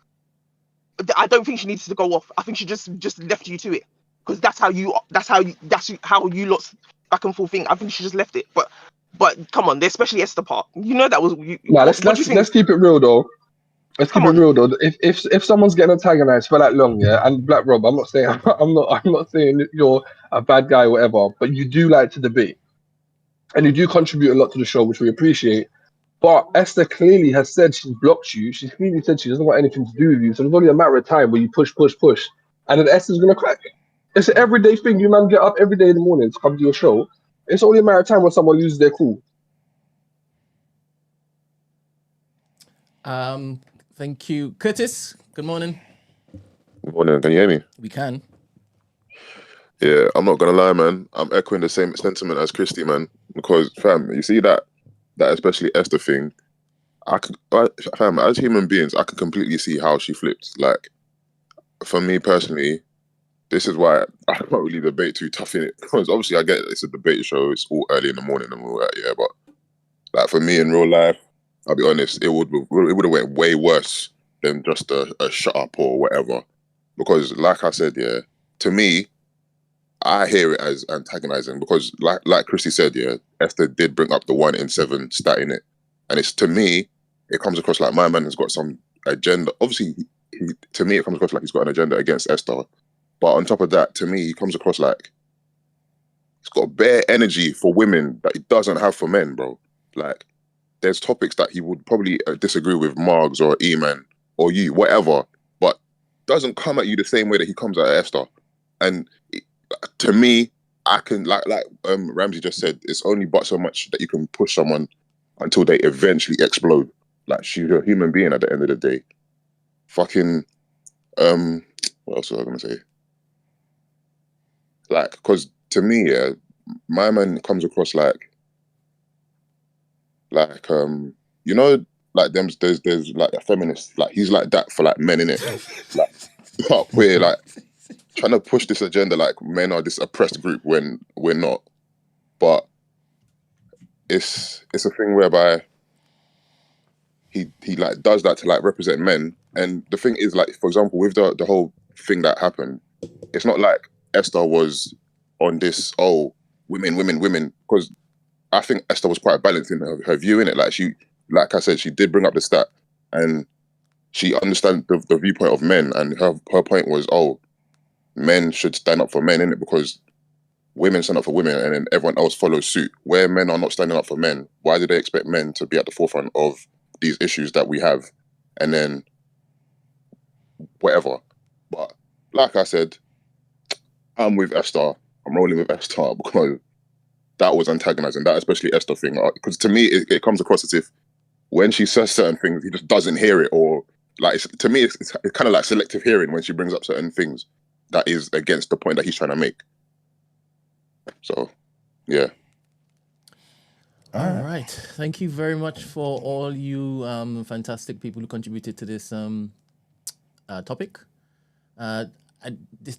This show is not a debate show; it's an opinion show. But yeah, we're open to debate, 100%. Sometimes. All right, cool. We're gonna kick on. Is it any more dilemmas? Yeah. All right, we're gonna kick on to the next dilemma. No topic of the day. All right, almost having No, topic of cool. the day. Yeah, this literally. All right. Okay, so watch the episode on Monday, and that guy's dilemma resonated with me. First and foremost, I don't think there's anything wrong with proposing an 805. Lol. A bit of a unique place to get down on one knee for, but each their own. And that ex-fiance of his that cheated on him was a witch. As for me now, I'm 21, midway through uni, and I've also never kissed a girl, had a girlfriend, or had sex. I moved around a lot when I was younger, and I went to 4 different primary schools and 8 different secondary schools. I've managed to make lifelong friends, but never really had a chance to form a connection with a babe. I went to a lot of white schools and barely got to know some of the girls beyond a friendship level because they weren't my type. Majority of my guy friends have girlfriends or at least have had some experience since the age of 13, 14, 15. I feel so late. I felt like that dilemma the other day was about me because I decided to ask some of my female friends for advice not too long ago and told them that I hadn't done anything and was inexperienced, and they promised to keep it a secret. Come to find out, they spread it all over the group chat and have been laughing at me behind my back. People I grew up with now know I have no romantic history, and it's putting strain on my reputation and how they see me. What makes it worse is the one I told first is trying work in therapy, and she's the one that started to spread my business when I told her to keep it a secret. I've now dropped those girlfriends out, and I don't want to feel like that again. I just think women in and around my age are expecting a guy with experience, but I have none, and I'm too scared to admit the truth if it gets there because I doubt anyone wants to be with an inexperienced virgin. Do you have any advice for me? Men, I'm going to let you lead. Women do want to be with an unexperienced virgin. Are you saying this live on air? Yes, Okay. I am. I thought you. My face is just out there. No, because you pressed the button, I thought. No. It's live. It's live. Maybe because I'm not. You know what it is, yeah. I think because I'm not Gen Z, and at the time, remember I told you I lost my virginity when I went through uni a virgin. I finished university a virgin. So, when these conversations happen, I can only put myself in the shoes, and I don't think there's anything wrong with it. Like, I don't think you should be pressed. Like, maybe times have changed and it seems like your generation is a lot more savage, but at the end of the day, it's like, I don't think that defines you. Like, I really don't think it does, and I don't think you should lie about it either. I generally think I guarantee you, if you was to speak to men now who started really, really young and ask them if they would go about things differently, I think a lot of them probably would. And the older you get, the more you realise that there's a lot more value to sex than just busting a nut. Sorry, I know it sounds a bit thingy, but... So, to me, I don't think there's anything wrong with it. I don't think you need to lie about having experiences. And like we said the other day, if the person really likes you and they are experienced, they'll teach you. Literally. And I don't think... I think you'll find that there's... Because, you're 21, right? There's plenty of women who are 21 who are not experienced. Like, you know what I'm saying? Like Gina just said, her whole uni time, you know what I'm saying? She ain't done nothing. So you may hear the narrative from the loudest speakers that they want the most experienced guys. But do you want the loudest speakers? Really? You know what I'm saying? Listen, man, you're in a good position. It may not seem that way, but you're in a good position. Find somebody that's equally yoked, man. And get a woman that you can grow with, man. You know what I'm saying? All the other stuff is overrated. Yeah. That's it. Any more dilemmas? One more. Before we do that. Good morning, Maggie. Can you hear me okay? We can. Oh, okay. I can just about hear you. Okay. I wanted to just talk about the Esther situation and Black Rob situation, only because I went back and forth in the chat with Black Rob and a few other people and everything. And to be fair, I think me and Black Rob reached an understanding, and I actually think they both were actually arguing. Come on, Maggie. We can't hear you. Connection dropped out. All right. Man. Good morning, Sally. Good morning, people. Good morning. How are you, Good man? morning, people. I am very well. How's everyone? Yeah, we thank God. Highly favored. Fantastic stuff. In fact, you caught me off guard because I had something to say and then I started reading something and I forgot. All right. Sorry about that. Is Maggie back? Oh, Nope. sorry, did I go? Yes. Yes, your line got I disconnected. don't know how to use this call, sorry. No, jump back in. Oh, okay. The last thing we heard- Sorry. last- Yeah, what was I saying? Last thing we So heard. Okay, all I go on. would say is that I think my disappointment from the episode where the altercation or interaction happened, I think that could have been easily diffused by both E-Man and Marks. I think there could have been an opportunity to say, like, hold on, Esther didn't say that, or actually it's us that we were in disagreement, because they were quite dismissive about male victims. I think that should have been addressed in that discussion. And I think also, just to add to the history of what's gone on, I've been watching the show from the beginning, and I have noticed there has been when Black Rob wants to call in, I'm going to direct this to Esther. Or when we're talking about marriage or talking about children, Esther's maybe saying, I don't know if I want to have children, or I want to have a marriage that maybe is differently cultural, that kind of thing. All of those kind of things, it's directed to Esther. Where there's other people on the panel that have different views. So I do think there is a history, and I think that needs to be taken into account. Also, during that point of the discussion, it was so sensitive. This is such a sensitive topic that we're talking about.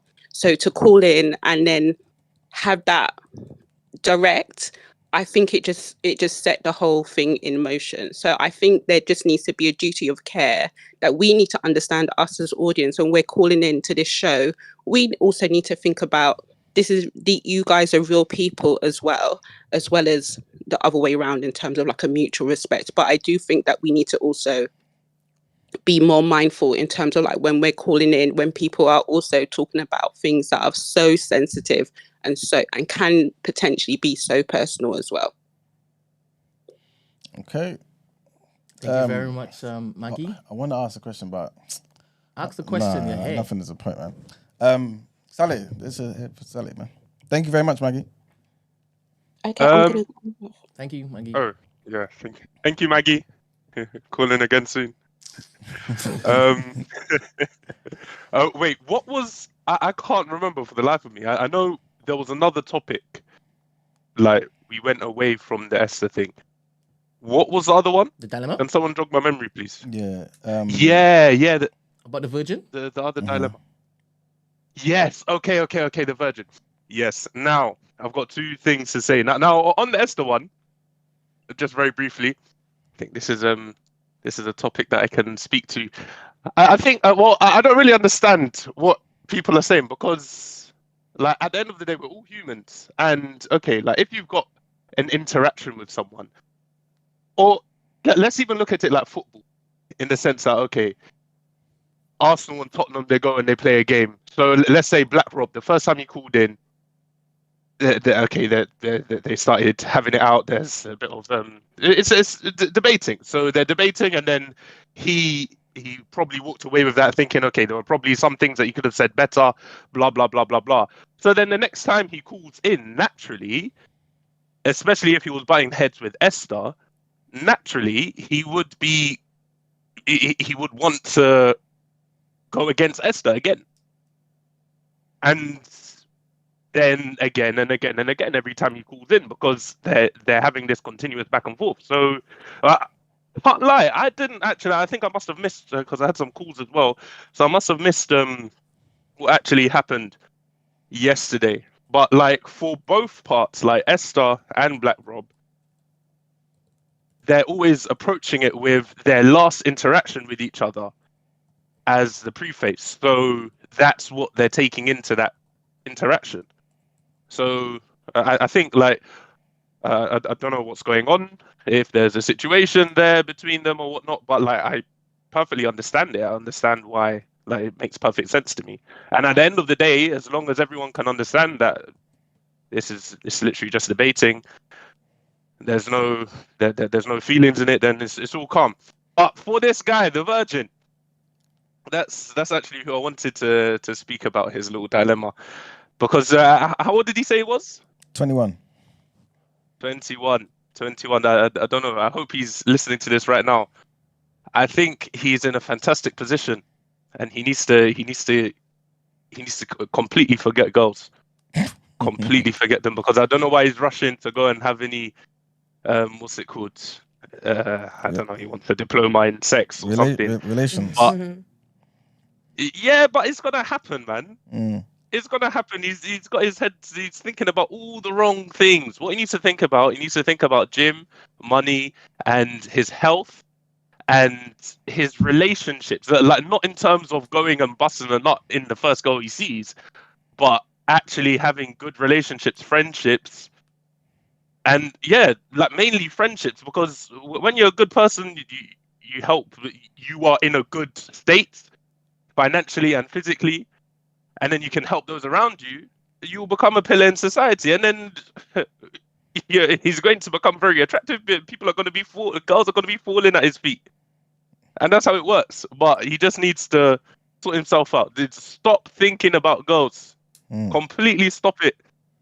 Completely stop it. And I hope he's listening right now, because if he listens to these words, he will be shocked. In 2-3 years, he won't even understand what's happening. He'll look at his phone and he'll be shocked.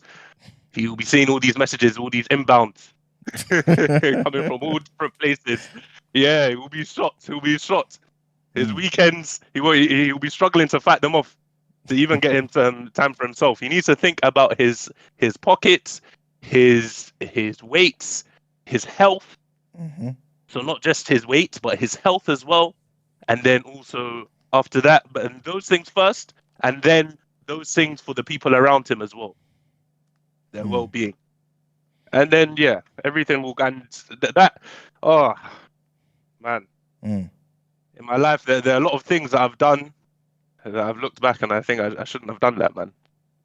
And he's in a fantastic position. He should just keep staying strong. 100%. Virginity. Yes, that's what we need to be pushing this year, man. Yeah, for real. It's a bit late to start, but you know, it's never too late. Yeah, for real. It's never too late to start. Appreciate that, Sally. Thank you very much, Sally. No worries at all. Everyone have a fantastic day. You too, man. All right. We got one more dilemma, innit? Oh, before you do that, I just want to say, Kevin, if you're listening, call up. Where is he? Yeah, he's been around. He's been quiet. Yeah, he's been quiet, man. Call up for the reaction, man. I'm going to talk some boxing. But yeah. Good morning. Jace, you want to say anything on this dilemma? Okay. Good morning, Jace. Magic. All right. Maybe not. All right. The other day I was eating dinner at Stalk with my man, and coincidentally my man's ex was the chef. I lost my appetite when I saw her. She looked nothing like me, and it's giving me the ick that my man has dated outside his race in the past. I look at him completely different now. She's Asian. I then found out of his 6 exes, one was black, 2 were white, 1 was mixed race, and the other 2 were Asian.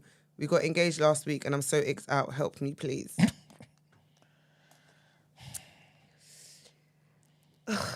You know what it is? He's engaged to you. He loves you. He wants to marry you. Like, you look like you have a different approach, boy, because your face is giving. Do you know what it is?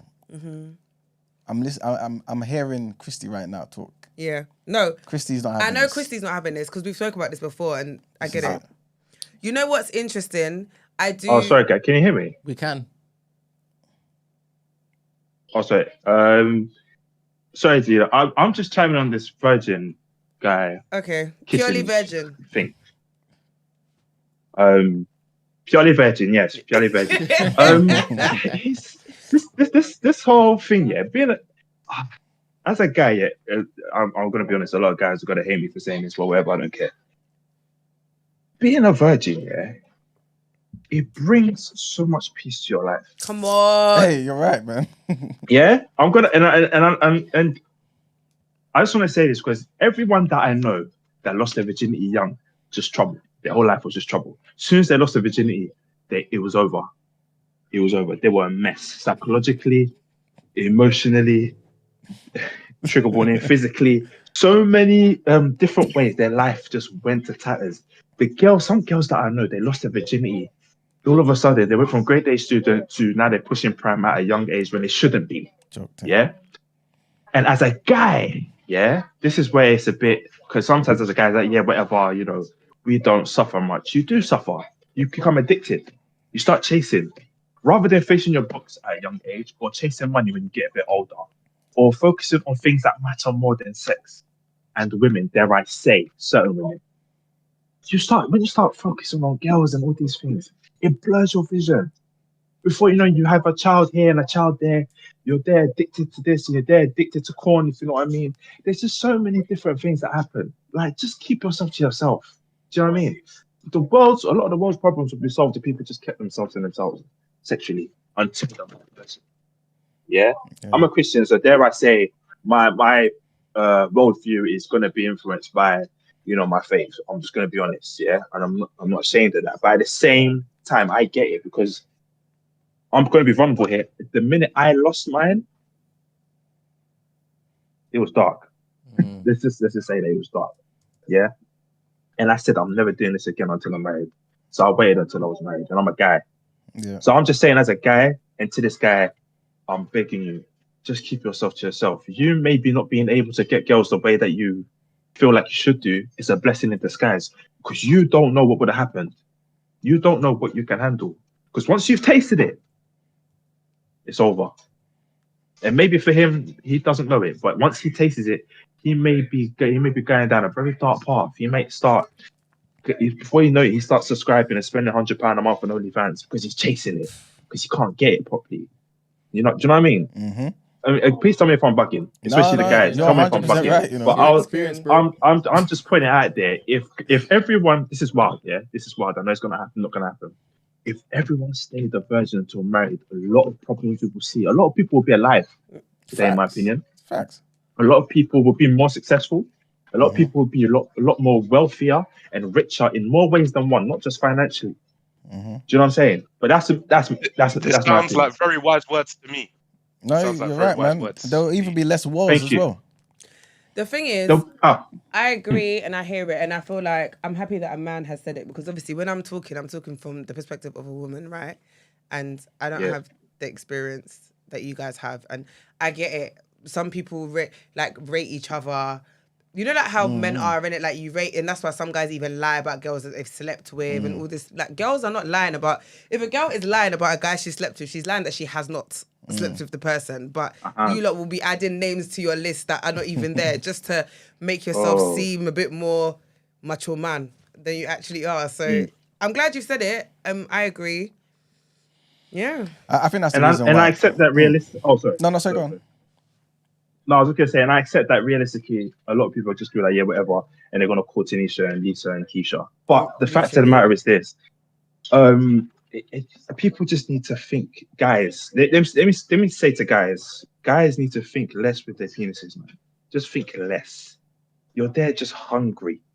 Like, you're not. You know, people say you're scaring the hoes away. You're scaring everyone away. Just stop. It's okay. It's not that deep.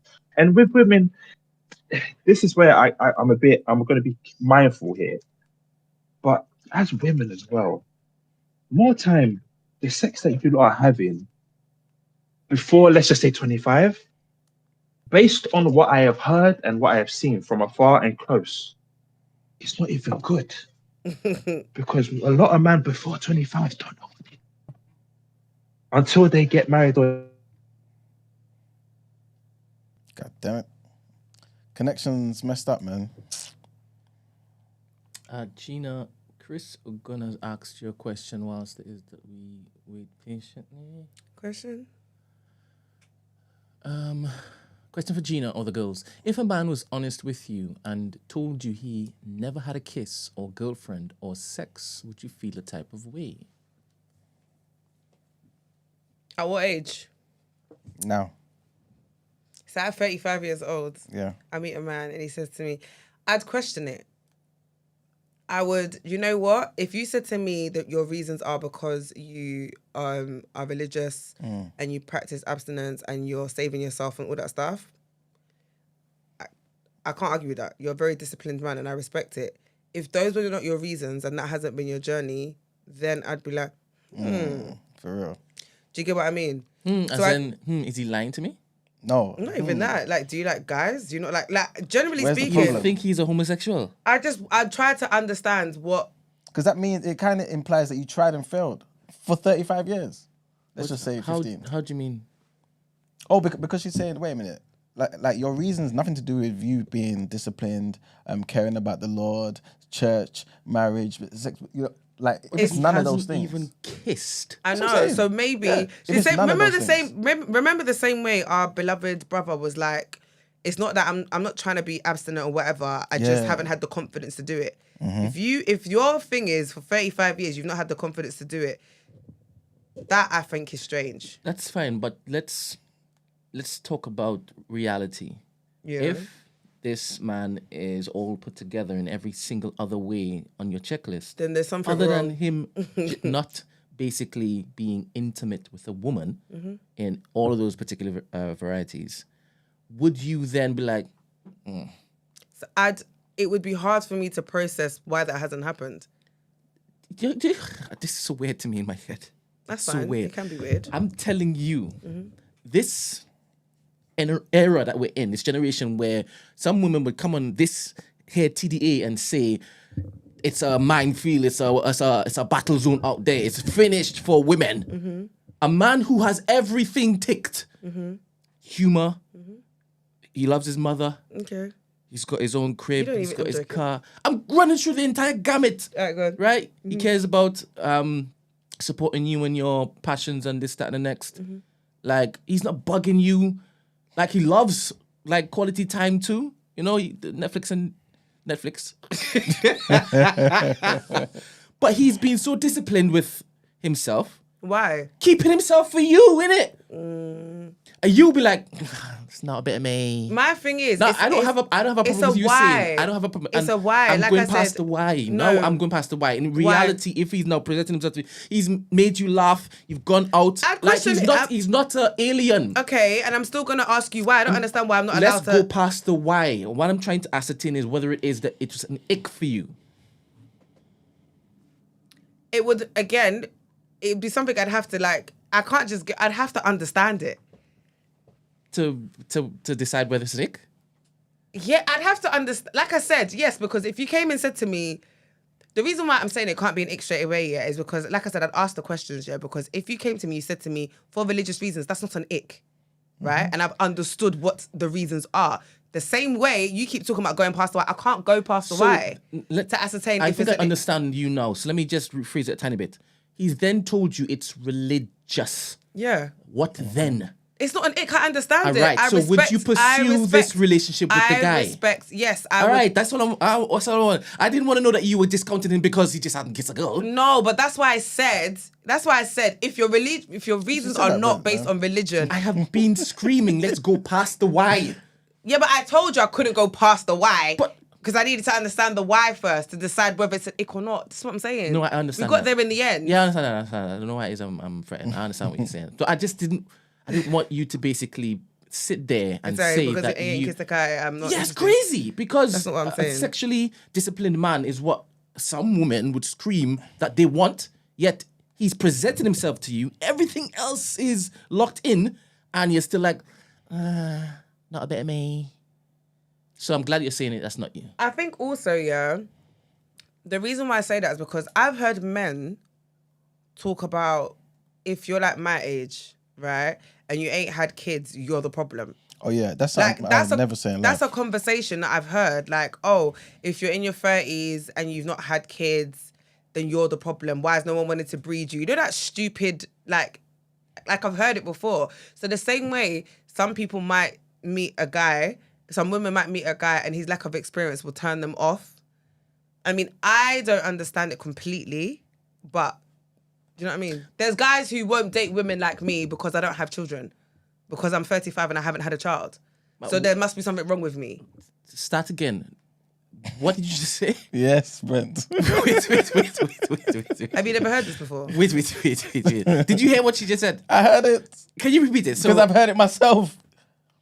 There's men telling you, who I've heard have it. said... Wait. Tell me what she just said, Emmanuel. Gina basically said, yeah, there's guys out there, yeah, that say, you know what, wait a minute, I'm dating this girl, she's 35 plus, you ain't got no kids? What's wrong? What's wrong with you?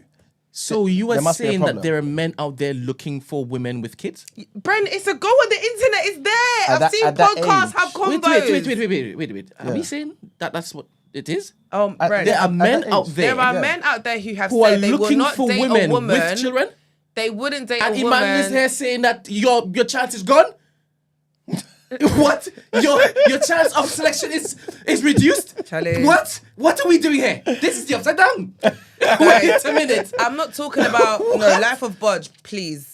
It's not when I have experienced. There's podcasts. I've seen the content I've online. seen it Emmanuel myself. is telling me he's seen it too. This content is out there. It exists, and it's black men, by the way. Yeah, so my yeah. point is, We saw the same clip. thank you. No. So it exists. It's not. Wait, It's not wait, men wait. I'm meeting because I haven't met a man who's told me this. But I'm saying there is, like, there's a thing. So there is no. When See someone else. I wish Gina was lying, but I've heard this. No, but that means that the women with children always have bare options. Then that's what you're Someone saying. else said Gina is speaking That's the what truth. you're saying. Yeah, but those men are so few. This is why we're Mark shocked. said Gina is right, bro. Wait. So you're talking about the exception, the minutia? No, but I thought you were talking generally, come on now. because you can find anything for anything. But then I didn't know that was a thing. it's a thing, is what I'm saying. Wow, then women with children shouldn't be complaining about there's a lack of options out there. Then, if you're saying it's rampant, There's a thing. I think there's women. Do you know why I don't even think that's a thing? I say that because there's women I know who have had kids who are in relation. I don't have children. I'm not in a relationship. So do you see what I mean? There's women. so you're looking to get one so you can have more options? No, you like listen to what I'm saying. I'm trying. You're saying women complain and say that like because they have kids, their options are like less. This right? is what Kevin Samuels has been saying. Okay, but what I'm saying is there's also the other side. There's also women out there who have children who are in happy relationships, not with the father of their children. No, I know that exists. but- Exactly. No, I'm not suggesting that it doesn't exist. I didn't think it was the part of the course. I thought it was I just managed to do it. Yes, it's a blessing because this isn't out there en masse. Well, I learned something today. All right then. All right, I'll last bank one. that. I'll bank that. By the way, I'm going to bank that. Do you know what it is though? I'm going to bank that. I'm not too sure. Like those men that are saying it, are they saying it for like long-term relationships though? Because I feel like obviously I'm trying to make sense of it myself. No, you said that it's out there. No, because I've seen it. I don't understand, right? But you know, this is out there. People, you know, are thinking that's anyway. right. Someone even said they think they've seen Castillo saying this. So it's even closer than we think. It's not looking good, bruv. It's not. All right, last dilemma. Right? So it concerns mother-in-law and wedding plans. My mother-in-law doesn't like me and is trying to delay the wedding. My fiance and I are both 29 years old and have been together for 7 years and have been engaged for a year. The wedding is planned for June 2025. He's Ghanaian and I'm Congolese. I can believe this. Just the fact that she's a Ghanaian mom, I believe it. My mother-in-law has never liked me because she would prefer him to be with a Ghanaian woman. This has never really been an issue for me because I get along well with the rest of his family. However, she recently told him that she doesn't support our relationship and won't be attending the wedding. My fiance has said that the wedding will go ahead regardless, but I feel bad for him if his mother doesn't attend. My parents also find this very unpleasant. She claims that she doesn't support us because she feels I haven't made an effort to build a relationship with her. She also said that when I visit her home, I don't help with cleaning or cooking. I don't do this at my own parents' home either. It's not how I was raised. I've generally tried, but whenever I'm around her, she gives me strange looks, and when I message her, she ignores them. To be honest, that's made me keep my distance. I also don't wish her a happy Mother's Day on purpose. Yes, I know it's petty, but that's when things escalated. However, in all these years, she's never once wished me happy birthday or congratulated us on our engagement. In fact, the first thing she asked her son was, how expensive was the ring? I really want her to be part of our wedding for his sake. How do I approach this situation in the best way? See, the thing is, there's mature Gina and then there's tapping throats Gina. So I'm going to lead with tapping throats Gina first. Okay. Right? She can stay at home, personally. Like, you've tried, isn't it? Like, the thing is, you're never going to be Ghanaian. So she kind of has to get over that. And I think if this is the person that your son loves and you've been with him for 7 years, that's a very long time, she kind of just needs to get up to speed or she's going to be left behind. Because like you said, you get along with everybody else in the family. And what she's doing is isolating herself. And she's kind of forcing her son to pick between you and her. And he's picked you. So at the end of the day, she's the one that's going to kind of lose in this situation, to be fair. In terms of you not messaging her, all that and stuff, again, I'm petty too. Well, the tapping throat Gina is petty. So she wouldn't message her either. However, the more mature Gina would say, like, I appreciate you wanting her to be there on the day, because obviously it's a big day for him, and he definitely wants his mum there regardless. I think maybe try and have a conversation with her. You know what it is? It's annoying, but you're gonna have to be the bigger picture, be the bigger person in this situation. Just to kind of get over the hurdle of the marriage, like the wedding. Just crow her, in the words of Ghanaians. Just beg it with her until this wedding's over, and then once you're married, you lot can go and live your own lives. You get what I mean? But is that good though, Gina? It's not, but you know what? For the sake of peace, I don't know, because I'm not gonna lie. I'd lead, being completely honest, I'd lead with tapping throats, Gina, and just go about my business. Because sure? at the end of the day, do you want to marry your son? No, but the thing is, yeah. So what are we doing here? You know, the thing is, obviously everyone's got different experiences. The way I see life, it's kind of different. I see it as marriages, you're marrying into a family. Mm-hmm. I'm not interested in, oh yeah, me and you get married and we go off in the sunset and forget about everybody else, like you were just planted. As if you've got no damn family. We're not. Right? It's just the mum. Everybody else is fine though. Yeah, but the mum's a key figure in this family. But I don't know what she wants from me. No, what she wants. Because her main thing is, I'm not Ghanaian. I can't change the fact that I'm not Ghanaian. Yes, 100%. But the thing is, yeah, a lot of the time, mothers, when you get married and they've accepted that reality, they accept you. I'm not saying it's always the case, but I do think that with time, they accept you, especially when they recognize that the marriage is done. They know, like, they don't want their son getting a divorce. They don't want none of that. They're like, cool, it's accepted. This is my daughter-in-law. Make it work, sort of thing. But on the way there, right, the woman's asking for you to clean plates and cook. And this is stuff that we were raised to do. That, again, I'm not trying to mess up, like, disrespect her in the fact that she wasn't raised in that particular way. But as African people, a lot of us, this is how we was raised. You know what I'm saying? You see your mother-in-law, an auntie in another house, you go and help. You go and clean. You know what I'm saying? That's you make why a good impression. That's why I said crow hair. I told you I'm giving you two sides. Yeah, but then, like, if you're not doing that, right? And then on top of that, again, I'm not trying to reduce what the mother-in-law is doing to you, right? But then on top of that, you're now not doing Happy Mother's Day. You're not doing those things there. Like, you know what I'm saying? Long term, think about long term. That is going to be your children's grandma. Do you know what? She's going to come to the house and help. She's going to do all those things. Think long term. Do you know what Make I it would work. say? I would say take her out, like, one-on-one. Yeah. Don't have your fiance there. Don't have anybody else there. Go and reason with her on a one-to-one, woman-to-woman, and just see how it goes. Have an open conversation with her. And when I say crow, basically, like, rub her back, essentially, yeah? Like, just whatever she wants you to do, just do it. Do you know what I mean? Yeah. It's not that deep. That's why I said just do it until you get to that point of getting married. And then if afterwards you lot wanna go and do you know what I mean? It is what it is. Because it's not like the woman, But again. she also needs to come around, and that's the problem. I have an issue with the mother. Yeah, I have but an the issue mum- with her but you have because to meet her though.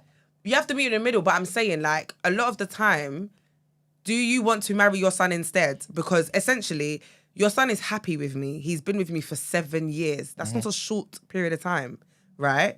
And he's happy and he wants to marry me. Clearly, I make him happy. Your son is happy. That is the only thing that should matter. Yeah. But the way you're moving is like, you would rather your son not marry me because I'm Congolese. So you're saying you'd rather him be unhappy with a Ghanaian because she's Ghanaian. No, because do you know what it is? Growing up, I remember some of my family members used to have that mindset of, only marry a Ghanaian, only marry a Ghanaian. And I remember I said to my aunts, I was like, so wait, if I meet a man who's Japanese, and I meet a man who's Ghanaian, are you telling me that if the Japanese man treats me, like, better, but because the Ghanaian man is Ghanaian and he doesn't treat me the same, let's say he even treats me worse, I should go for the Ghanaian man because he's Ghanaian? And they were stumbling over their words, and I was like, make it make sense and think with logic, not just because you want to keep things in the culture. Like, I've met someone who makes me happy, and shouldn't my happiness be the most important thing out of everything? Yeah, but then I would be like, okay, cool. I understand that the Japanese man is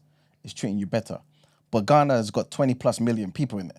Find another Ghanaian who could treat you better. No. They're not all bad. Doesn't matter. That's what I would say, right? Okay, but so you want me to let this one go and keep going Yeah. until I find Yeah. the right person, Yeah. you're mad. No. No, you are. I'll tell you where to look. No, I'm fine. I'm I'll not help doing you. that. I'm not doing that. But that's obviously because But I in care the about same culture. breath, I do this with black men. So I'm Thank you definitely a very much. hypocrite. It's the same thing, exactly. I ain't marrying a Japanese man. Exactly, not because they're bad. No, but simply just because I want a black man. That's it. Culture and all those things. I hear it. It matters. I know I'm being a hypocrite in this moment here, 100%. But it's all right. But my point is, 7 years, a mum needs to get over it. 100%. But I do feel like we know how our parents are. You know what I'm saying? Like you are coming, especially women. Like women who are like our parents' age, they see it as you are coming into my family. You are taking away my son. You should be the one that's bending over backwards. Not me.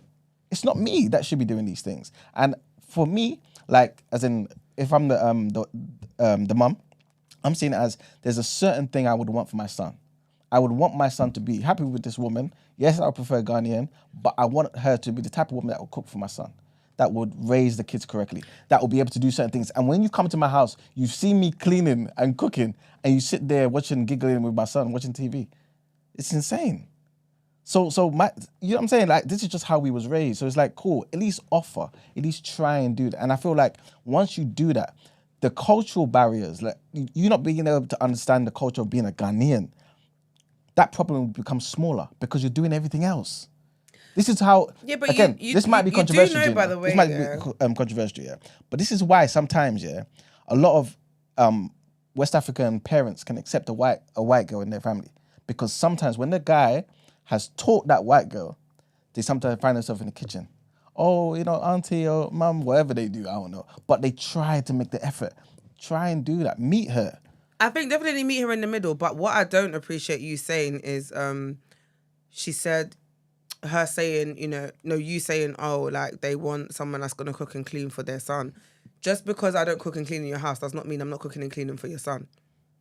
Yeah, but there's certain things. It's kind of like, yes, the absence of something doesn't mean the proof of that thing is there, but you kind of want to see that this person is used to certain things. How will you talk to me? How will you greet me? You know what I'm saying? Like, there's just certain things that we all pick up as human beings. And if you can come to your mother-in-law's house and sit there feet up, it's a bit mad. No, the thing is, I get that, but that's obviously because of how I was raised. That's what I'm saying to you. Yeah, because I was raised that way. Precisely.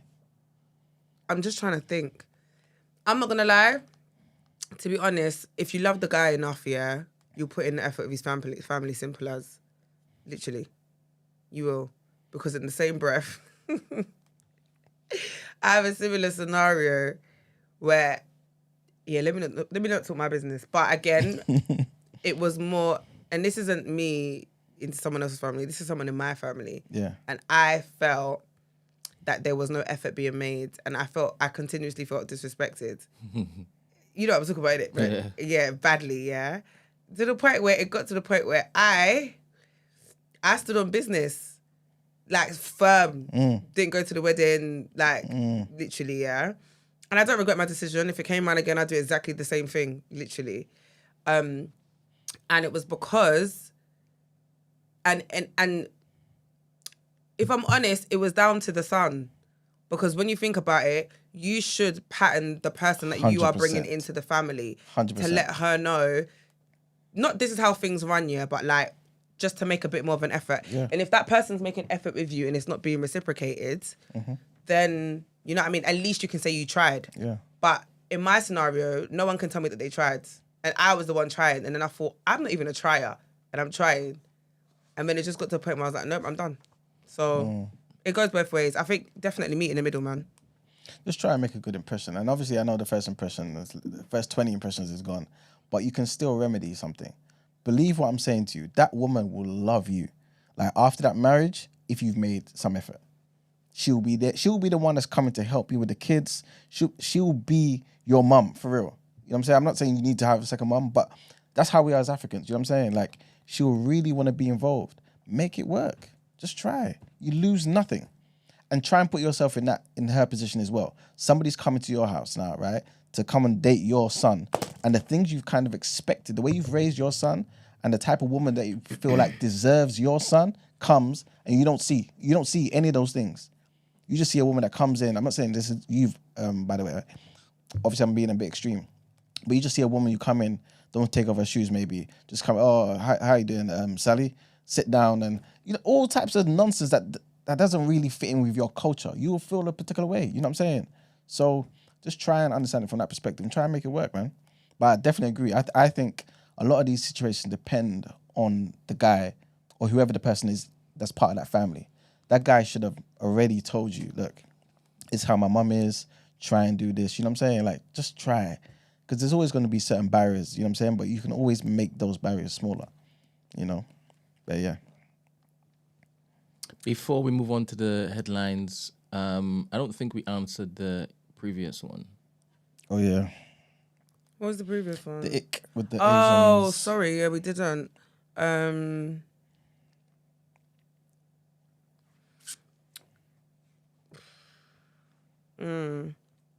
So you have the ick because basically you found out that your partner doesn't exclusively date black women. I don't know. Would it be an issue for you? Huh? Would it be an issue for you? I think, yeah. Okay, you know what? If I meet a guy, do you know what? It's so interesting, yeah, because I feel like I can always tell. Could you tell about Mags? What, that he dips in different ponds? Yeah. 100%. But is it the same as a man who would date a woman? Do you get that vibe from Mags? Like, date That he would love date? love up, squeeze up. I'd be very surprised, but I can't vouch for anybody and I never will. So No, but what I'm saying is that the guy who came on Meet Us After 7 is a bit different than how Mags presents. what go? The guy who dates white girls that came on Meet Us After 7. Time ago, obviously. Yeah, I know, but I'm trying to think who. Remember how you said you can tell when it is a black man dates? Oh, such- thingy. I don't know what his name is. I don't want you to say his name. No, But the way he dressed. Yeah, Yeah. 100%. A lot of time Oh, you can tell, yeah. you know. Huh? A lot of time you can tell. No, I know. That's what I'm saying. I Yeah. know a lot of the time when I can tell by who their friends are, like How they look. who they're around, how they look, yeah, how they dress. Let's go there. What do you mean, Emmanuel? It's hard for me to pinpoint, but I'll give you a perfect example. Happened to me. I was at work. Obviously, I don't want to mention his name. But he, like, black guys, got like what's it called, Cameron and all that, Nigerian guy as well. But his energy, the way I don't know what it was, but I could tell, right? And I remember we was having this conversation. It wasn't like a heated one or anything like that. It was just a funny sort of one where it's like, wait a minute. He's basically saying to me, how come you can see that I'm a United Nations sort of guy? And I'm like, I don't know, but I could just tell. I could tell. And so as we were leaving work that day, yeah, we got into the main part of the staff bit, right? And we asked two older black ladies. I believe they were both Caribbean. And we asked the question. And they both said, yeah, Emmanuel, nope, I know what you do. And you, yep, I could tell that you're somebody who likes, rainbows and that. So, yeah, you could just tell sometimes. Not all the time. You haven't said much to me. I can't go off of anything. I know. You haven't been descriptive. I know. I think the way they dress, I can't describe what it is. I just Preppy? Yeah, I was gonna say preppy. A lot of the time, I think the group of friends that they hang around with, Yeah. definitely, like who they associate with, the content that they consume.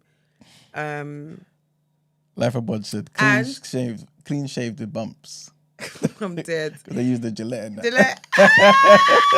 Gillette. And then, I just know. And the reason why, I don't think it's an ick here, but I just wouldn't put, previously there was a guy who I could tell didn't like dark-skinned girls. And let me even go as far to say black. Like, he strikes me as a guy that liked racially ambiguous, like those were his bags, right? Just based on like how I perceived him, right? And then he was moving to me and I found it really strange, yeah. And I just, something ain't adding up, yeah. And then and he, even the way he used to reference me, man used to call me dark chocolate, yeah. And I remember there was one time we were having a conversation and I was just like, this is odd. And he was like, yeah, I ain't sampled dark chocolate in a while. Are you dumb? Like, this is pick and mix. In a while, you know. Move. I haven't sampled dark chocolate in a while, but like, I suddenly have see, this is what I'm saying. Fuck out of here. Yeah. And I knew his friend, and his friend even said to me, he's like, he don't He was like, I'm even surprised that he's talking to you because you're not his type. Yeah. Do you see what I mean? So I'm not going to put myself in that position to tick a box. It's because you want to tear the nyash. So Good boy. with this person, seen as he has had black, is it one black girlfriend, ex or whatever?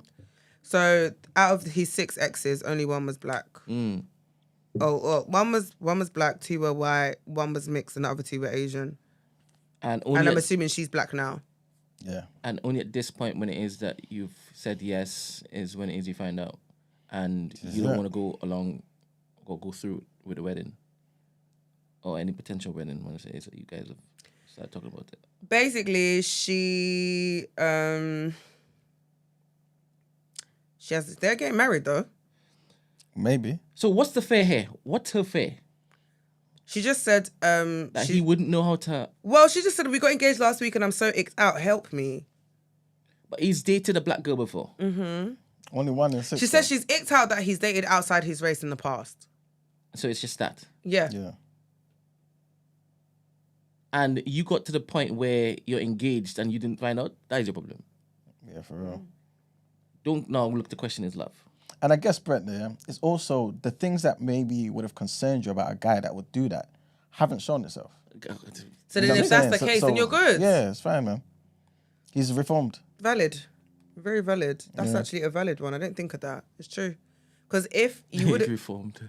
No, but like you would have, it probably would have come up by now, innit? If it hasn't, and it's only in this moment where you've gone out to eat and because you've seen his ex and then the conversations, you know what I mean?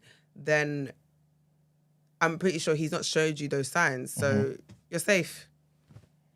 Yeah, for And real. there is a certain TDA member that supports everything that we do that used to, due to location, like date white people. But now that she's been awakened, but she... So this is it. So maybe he's there too, man. Yeah, maybe. Yeah, I guess. Man, you'll be fine. If you ain't seen or heard no alarm bells since this point, then you'll be fine indeed. Yeah, man. Okay, but in regards to the wedding dilemma, sorry. So basically, I think a balance of both what me and Iman are saying. I think just meet in the middle. I think that I do think the onus also is on the son though to pattern his mum. 100%. But we know But then how you parents also, are. it doesn't matter. But this is, you see that? This is what you see that there. I don't prescribe to that, No, you know. but Gina, yeah. No, Emmanuel, I'm telling you, I'm sorry. He has a different relationship with his mother. Fair enough, but we know. unfortunately, no, I say to my mum, it's just don't do that because I love her, right? And I do love her. Love you, mommy. Yeah, but see you every day on MTV. Don't make me start singing. But I think the thing is, my mum tells me I'm a different kettle. I'm a different breed out of all her children. She knows this already. It's always, even the other day, do you know the other day, she said to me, she goes, you don't listen to your dad, you don't listen to your mum. Where did I get you from? So what, do you want a refund? Because, sorry. But I'm very much, I can't you know how, I think it's a cop-out. like, you know how people are. Like, at what point are you going to change? And if my happiness is so important to you as my mum, right? I would hope and believe that you would also meet in the middle. The onus shouldn't be strictly on her.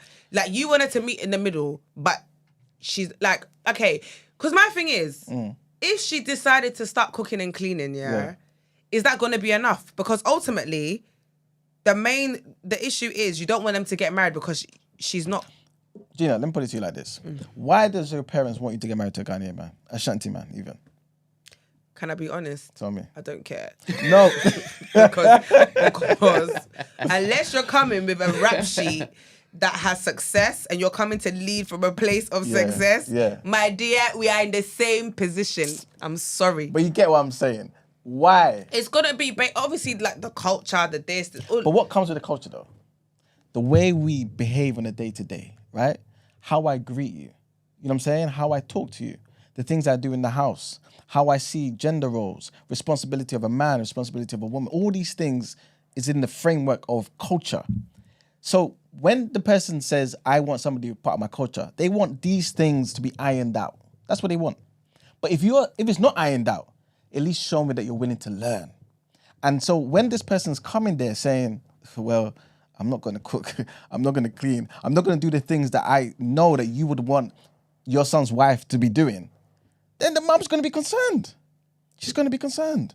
And this is just the reality of life. You know what I'm saying? So my thing is, if you love this man. Yeah, but then you know what it is, yeah? I think also it's a case of like, this is what I'm saying by meeting in the middle. Yeah. Because as the mum, you can also decide to teach your daughter-in-law, your future daughter-in-law, ways of your culture. But you've not showed me that you want to even learn. That's what I'm trying to say to you. But then if I come to the kitchen...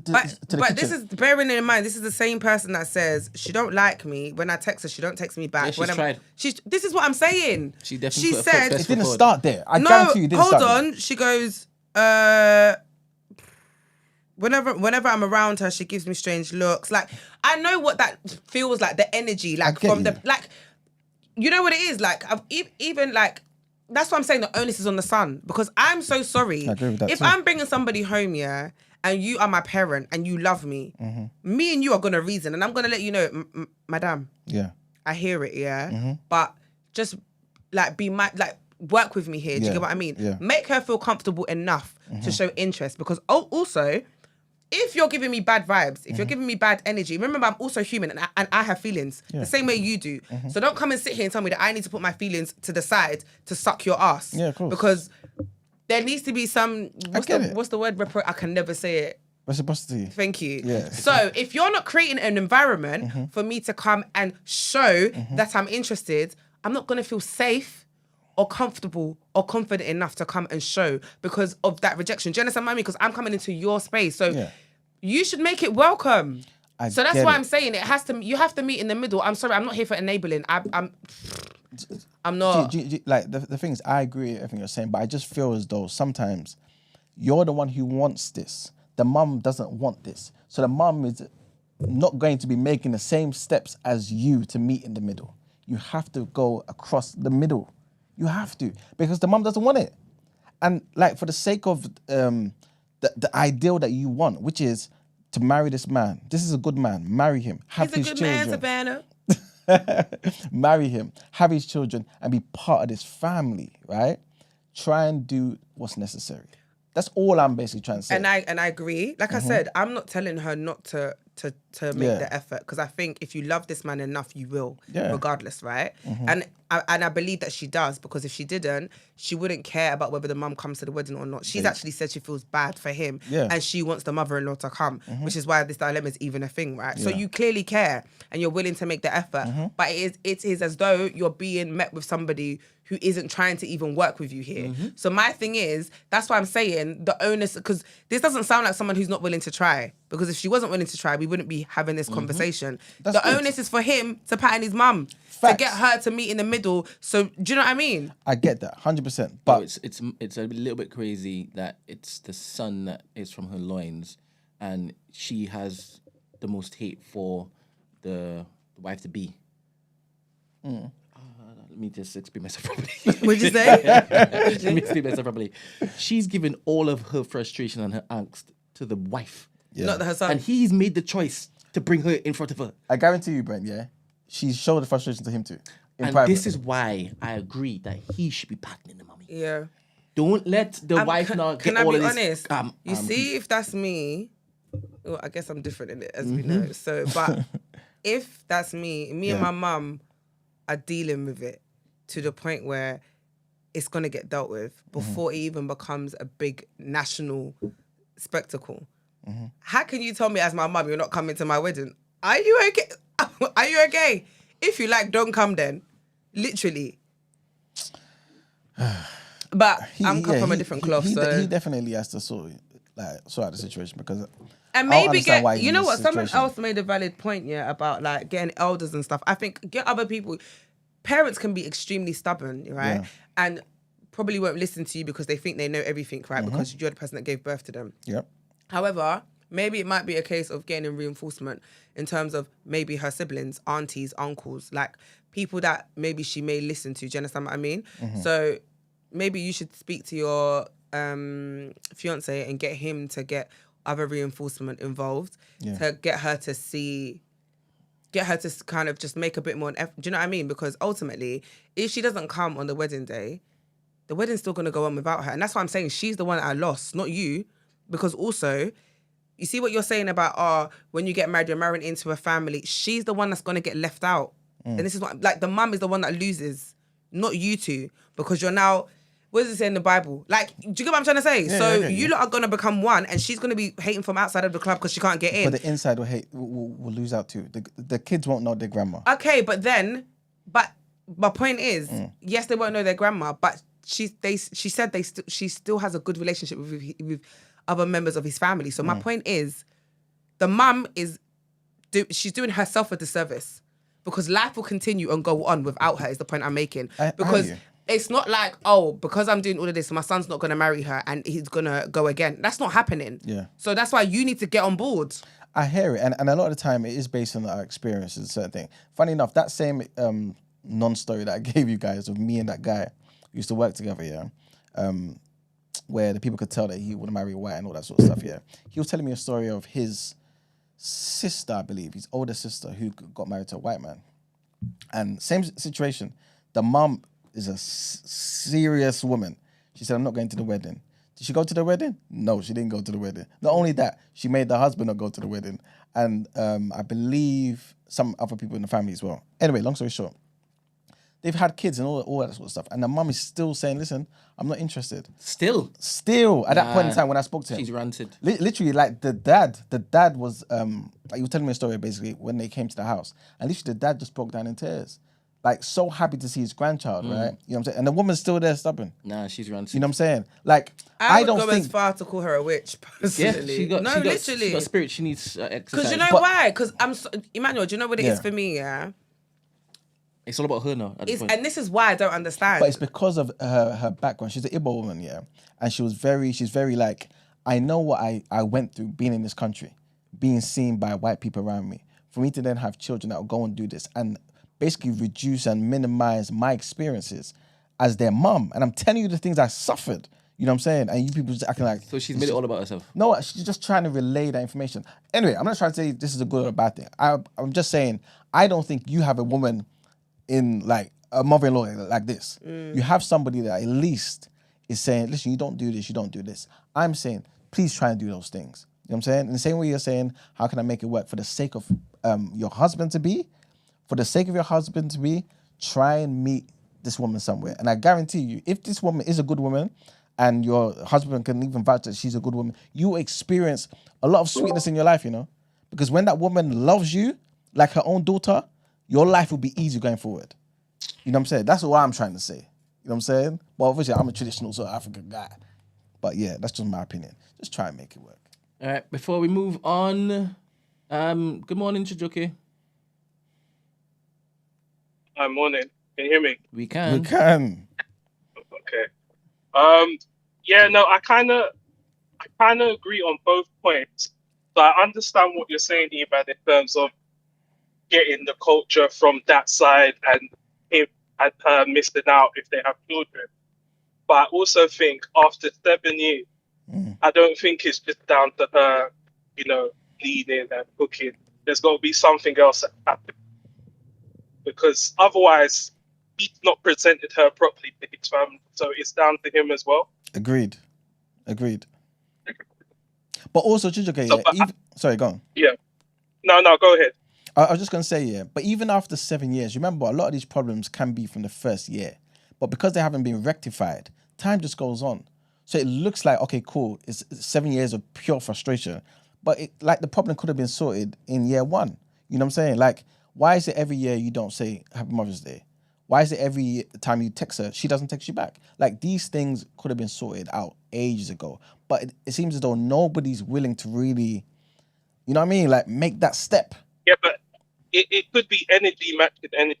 Yeah. So she's going to a point of, I might have come with the good energy, you come with the bad energy. So why am I going to keep hitting my head against a brick wall? Like, it's, like I said, I feel like if the other people in his family like her, then surely there would have been discussion had the mum. But that's why I'm saying I don't know what doing to help that situation. I definitely think the man has to do something though. Like, he definitely has to talk to his mum and be like, listen, mum, this is the reality. I'm gonna marry this woman regardless. You know what I'm saying? At least just kind of soften That's her up. the important conversation. Yeah, and 100%. I don't know if he's had that conversation, because I feel like even then it's about what happens afterwards. Because if it's like, okay, you're married to her, but you're still going to mumsy, and maybe he's not allowed in the house, or she's not comfortable, that's also awkward as well. So I feel like there has to be something he does. They do. I understand how you feel, Mum, but this is now my wife, and this is, I'm standing next to you, which I don't know if he's going to do. Well, I think that maybe that's the best way to kind of to wrap this up, right? Is to tell him, listen, go and talk to your mum, soften her up at least a little bit for me, and I will make a step. I think at least that's kind of how I see it. You know what I'm saying? Because I don't really see the mum taking the first step. And if I'm being honest with you, I don't think the mum should, right? So at least speak to your mum. Not the first step, no. I don't. You know what I'm saying? But again, it's because of like how I see culture, you know what I'm saying? And family, and how like you're coming in, like impress me. You know what I'm saying? That's how I see it. If like when a man's coming to talk to me about my daughter, like you come and impress me. You know what I'm saying? That's how I see it. In the same way, I would be exactly the same. You know what I'm saying? So can I just ask you a question then? For sure. You're like, when you're actually married, it's not like you're with a woman that you've been with. But yeah, okay. So when you, like, say for example, if you've not had you said it's the same culture, but say for example, you're in this situation. Yeah. You know how mum sometimes can be with their sons. Would you have still gone ahead with the wedding if your mum said no? No. So you would have just cut the relationship after 7 years? I would have what, sorry? You would have cut the relationship after 7 years? It wouldn't have gone that long. It wouldn't have gone that long. Because it's just how I see family. You know what I'm saying? Like, why are we going forward with something where it doesn't work? Let's try our best to make it work. If I feel like my mom is being unreasonable, as in I've tried my best, I feel like she's tried her best, right? And my mom's just being stubborn and just unreasonable, like really being just like horrible, then okay, I can understand. You know, I can understand to be like, will cool. you still marry her? Come on, man. You know what? Yeah, go on, man. Like honestly, come on like, now. With me being like saying that like my mom's being that unreasonable, then probably yeah, I would, because even like as you're even asking me these questions, there's things that I've done for my mom that, if I'm being entirely honest, it hasn't benefited me. You know what I'm saying? Wow. If I'm being honest, you know what I'm saying? But at the same time, I understand how certain things are, you know what I'm saying? Like culture and I really value duty. You know what I'm saying? Like, and so that's kind of just how I see certain things. But again, to answer your question, if I felt like she was being super unreasonable, everybody else was on board. She was just being the stubborn person who's just being like, why are you even talking to her like this? Why are you doing this, that, and the third? Then yeah, I probably would go ahead with the marriage. But if it wasn't that, then nah. Can I chime in quickly? Jeez. Because can you guys hear me? Yes, we can hear you. Clear. Yeah. So this, even listening to this conversation is triggering, because this is me, but like this was me like literally a couple of years ago. So for context, I've been married since 2017. I started dating my wife in 2014.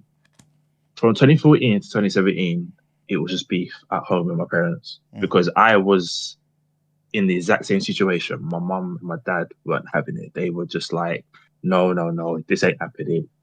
We're not going to be there. Like, to the point where there was drama in church. Like, I literally had my mum screaming out in church, like, I hate her. Like, literally, it was bad. my advice, and I want to keep it brief because I know you guys want to move on. My advice to the guy, he needs to protect her in this situation if he wants to marry her. I get culture. I'm Ghanaian. I get culture. I've been Ghana like 4 times in my life. I'm very Ghanaian, but also very British, quote unquote, you know, that dynamic. I understand all the nuances with culture and marriage and families coming together. But I also knew that more importantly, I love my wife, or my wife to be at the time. If he truly loves her, in my humble opinion, he just needs to marry her. The mum will have the pattern. The mum will have to. And the reason why I'm saying that is because even though my parents were against it, they didn't come to the wedding. They were even telling my own best friends, don't be his best man. Like, it was that serious. But now, we fast forward, to be honest, there's no relationship between my wife and my mum right now. They don't talk per se. They kind of act like neither of them exist, which is something I'm working on. But because I love my wife, I knew what was more important to me, and he was my wife. And now fast forward, we've got 2 kids, and you know, it's not perfect, but they do come around to an extent. They do come around. So if you love your wife, the girl shouldn't be the one worrying. It should be the guy. He needs to step up as a husband to be, talk to his mum, talk to the dad if they're there, because I haven't heard anything about the dad. But he needs to talk to the mum, let's just say in this context, and say, listen, you have your concerns or you have beef. We need to get past this because this is the woman that I need to marry. I know not everyone's a Christian again, but when you get married, you don't get married and stay at your mother and your father's house. You leave and cleave. You leave your mother and father's house to join with who? Your wife. So if you are truly going to do that properly, you need to stand up as a man and say, listen, I love you, mum, but this is the woman I'm going to marry. Preach, preacher. Either you get on board, or our relationship is going to sour. And I get some guys are very close to their mum, especially if it's a single mum, they did everything. They worked 2 jobs just to keep them alive. I get that. But if you have decided to bring this girl into your life, don't bring her into your life and have her suffer and be half-hearted with your intention with her in relation to getting married. Make it work. Bring them 2 together. I had to bring my wife and her mum and my parents in one room and hash it out. It didn't quite work out the way I wanted it to, I'll be honest with you. And even the whole process, I went into depression because of it, because I was trying to make everyone happy. And I also had rumors going around in church that I only wanted to marry her because I got her pregnant, that we went to Vegas and we eloped. So there's all different elements that get thrown into it, because I'm being honest, Ghanaians, I love Ghanaians, or let me just say Africans, I love them. You can put this on me. Yeah, 100%. Gina, you know. That's gossiping. But this is why. Sorry, I was gonna say. You see, this is why my energy was what my energy was, and me talking about enabling. Yes, I agree with you. Because I know our people. I know the mothers. I've seen it. I've witnessed it. And at the end of the day, you can't continue to enable such behavior if it's wrong. Yeah. Because your grounds don't make sense. It's not that they're a bad person. No. They don't make me happy. Yep. They come from a bad home. They've done wrong to me. They've disrespected you. It stems from her not be in this situation. The original stem is she's not Ghanaian. Yeah, of course. So do you understand what I mean? Your grounds are not even valid. So So to be honest, I don't even need to. They're not. But you can't say it's not valid though. It's not. It's not. For No, me. it's not. You it's wanted not a black man. Is that valid? Yeah. What are we talking about? Yeah, but it's the same thing. It's not. Why? It's not. It's different. It's different. Tell me because why. some of them will even go as far. Yeah. Some of them will even go as far and tell you, "Oh, don't get with an Ashanti man," or "Their God, don't get with them because they're God." Yeah. What do you want from me? Yep, I had that in the past. So you go and marry an Ashanti man then? She got one. Your dad. And how? No. Let's go. How did that work out for you? Emmanuel. No. How? No. How did that work out for you? Yeah, man, come on, man. You know the story, man. You can't say that. Come Brother, I get you.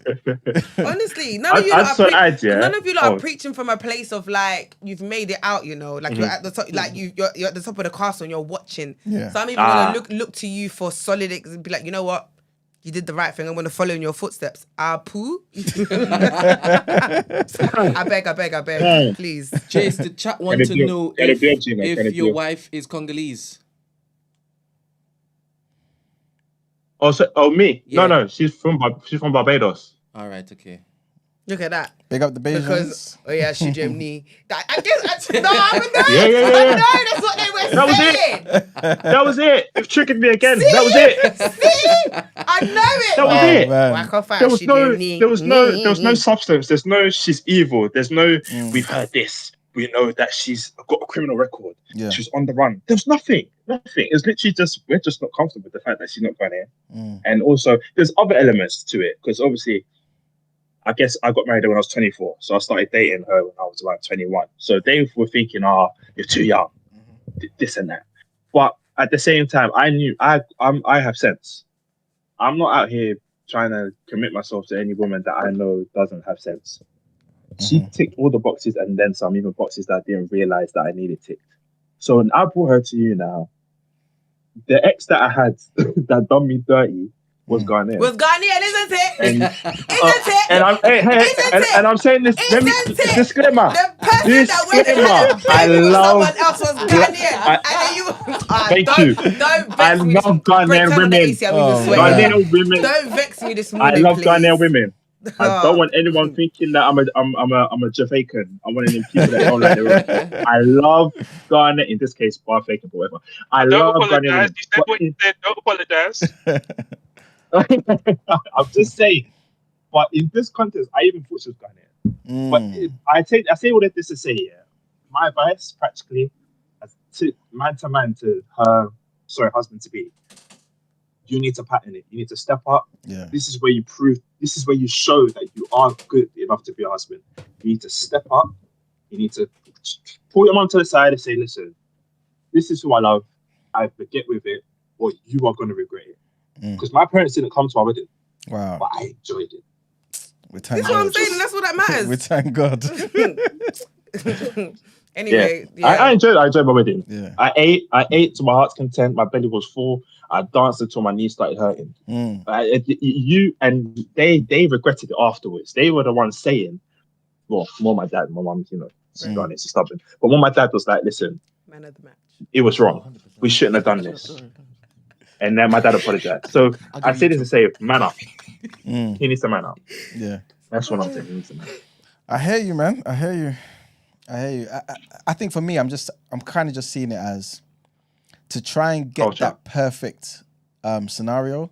Like, just try and just make the step. Even if the mum doesn't, just try and make the step. You know what I'm saying? That's basically what I'm saying. Yeah, but try you can kill yourself trying to get that perfect scenario, man. Yeah, but if it doesn't happen, I tried. I hear you. But you know what the thing is, in your scenario, like your mum really wasn't gonna budge. You know what I'm saying? But like you said, you tried. And I think your missus tried as well. You know what I'm saying? Yeah. And I'm not saying that. She did. She did. There you go. So I fully understand you. But in this scenario, I'm not saying that she hasn't tried, but I am saying if the mum is saying that you haven't cooked, you haven't cleaned, you haven't done those things that we expect in our culture, just try and do that. You know what I'm saying? And if you if it doesn't work, if you then fine. I'm just saying try a bit harder. That's what I'm saying. Yeah, I agree. Yeah, I agree. Well, anyways, I've got to go again. But yeah, he just needs to man up, to step up. This is too much burden on the woman. The woman should sit back and just support him. Yeah. Yeah, agreed, man. Very much. Appreciate the calls, man. Thank you. Yeah, thank you very much, guys. Yeah. Bye. Bye. Later. But yeah, Black Rob.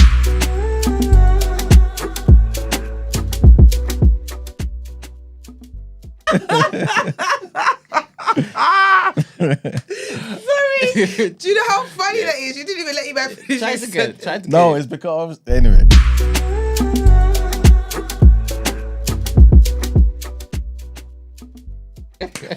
Anyway.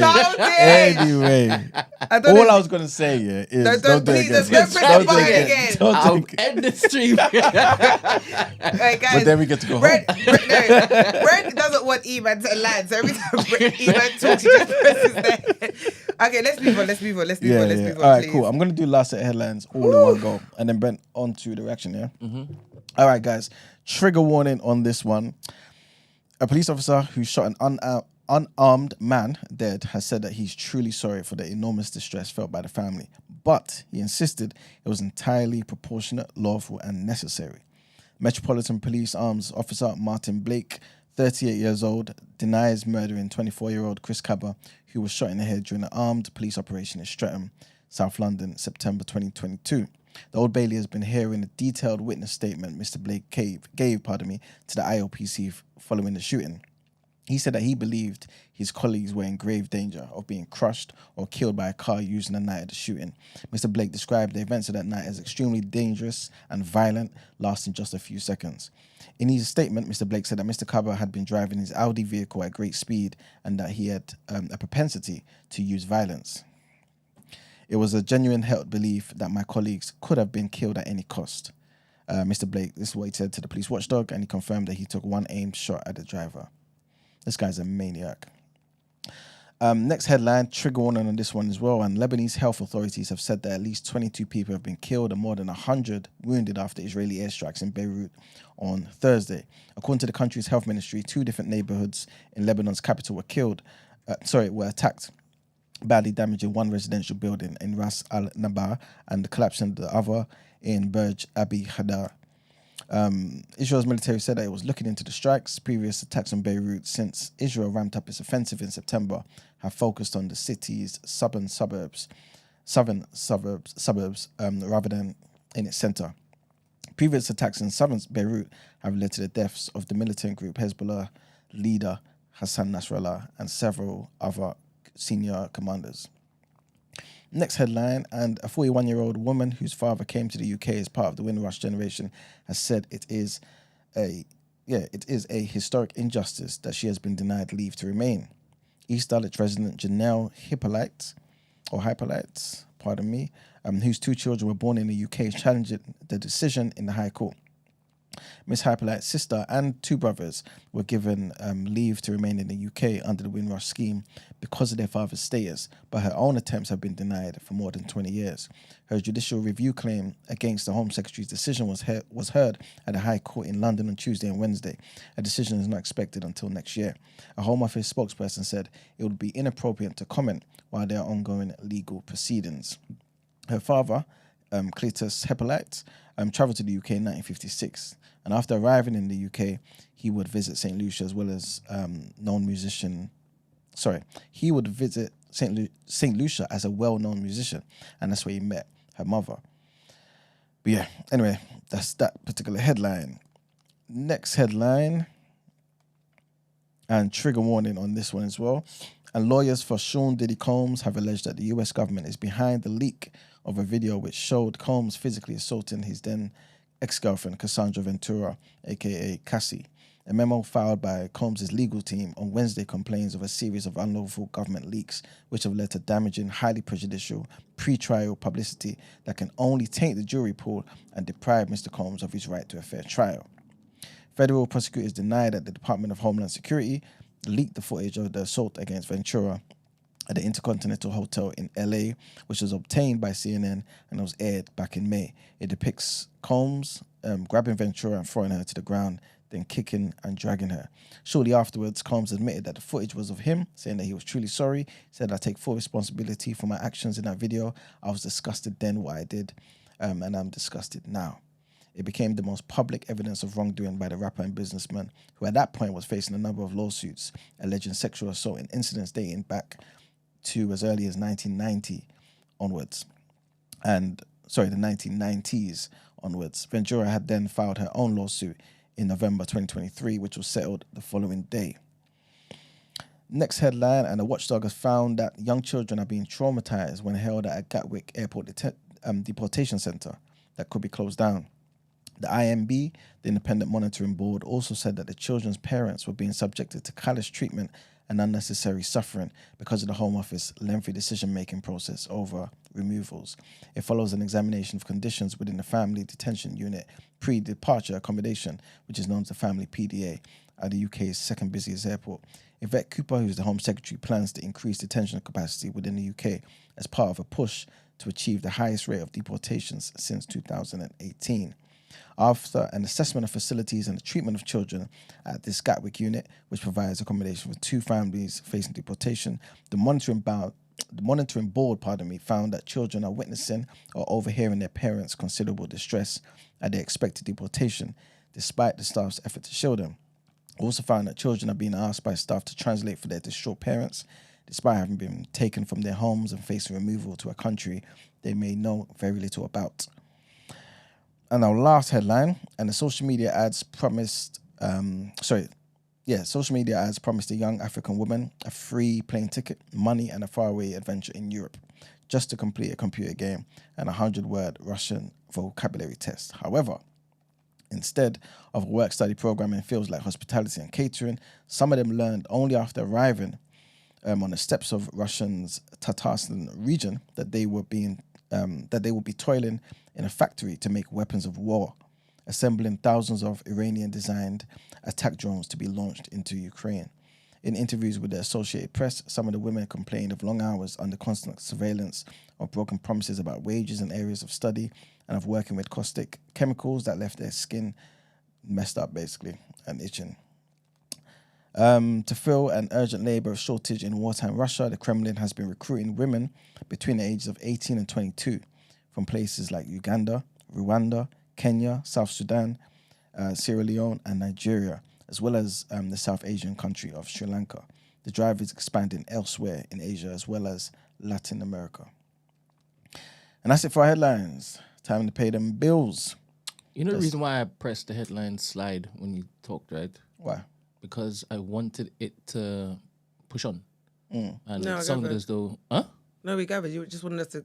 Yeah. I didn't know you actually said Black Rob.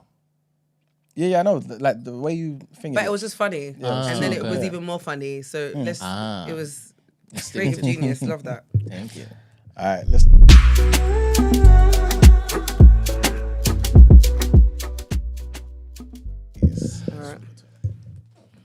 All right, guys. Today is giving women in sports. So the UEFA Nations League.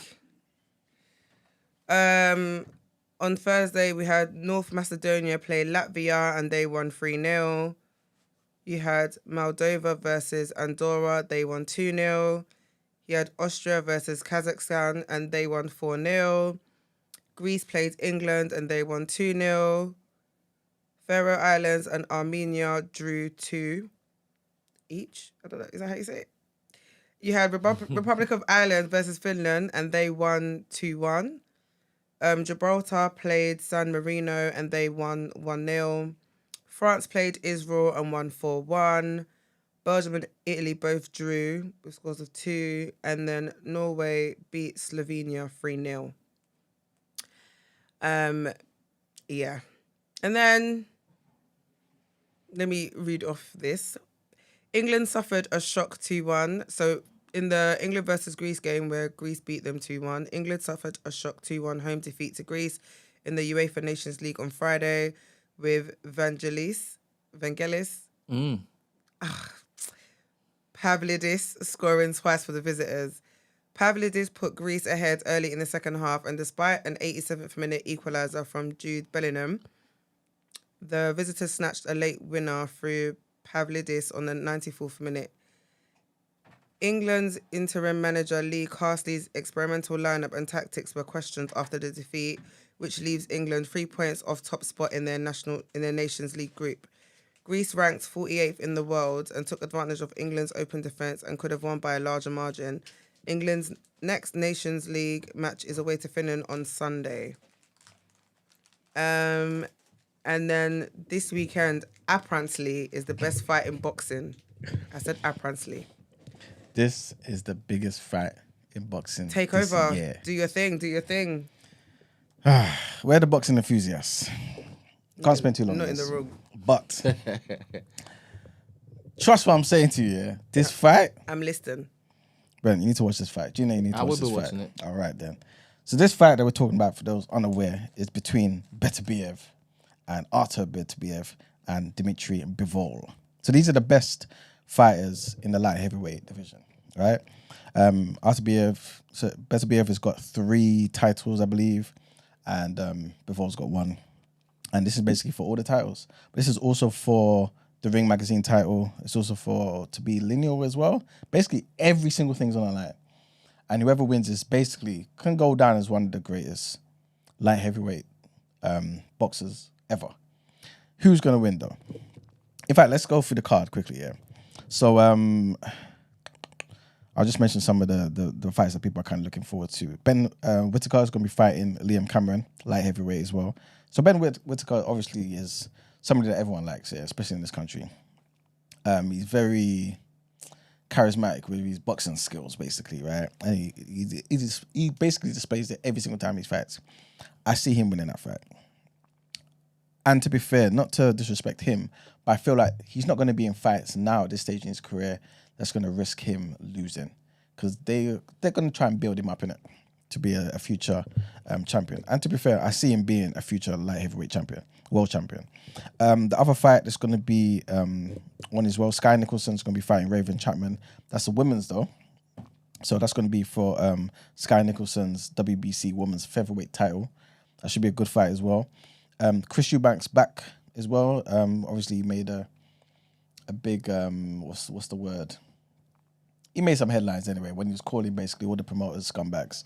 And basically this is the card he's going to be fighting. He's going to be fighting someone by the name of Camille Zerameta, right? And that's going to be for in the middleweight division.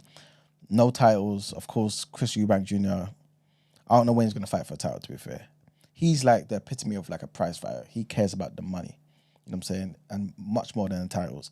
But he has said recently that he's looking to get some title fights as well. Hopefully, anyway, maybe after this.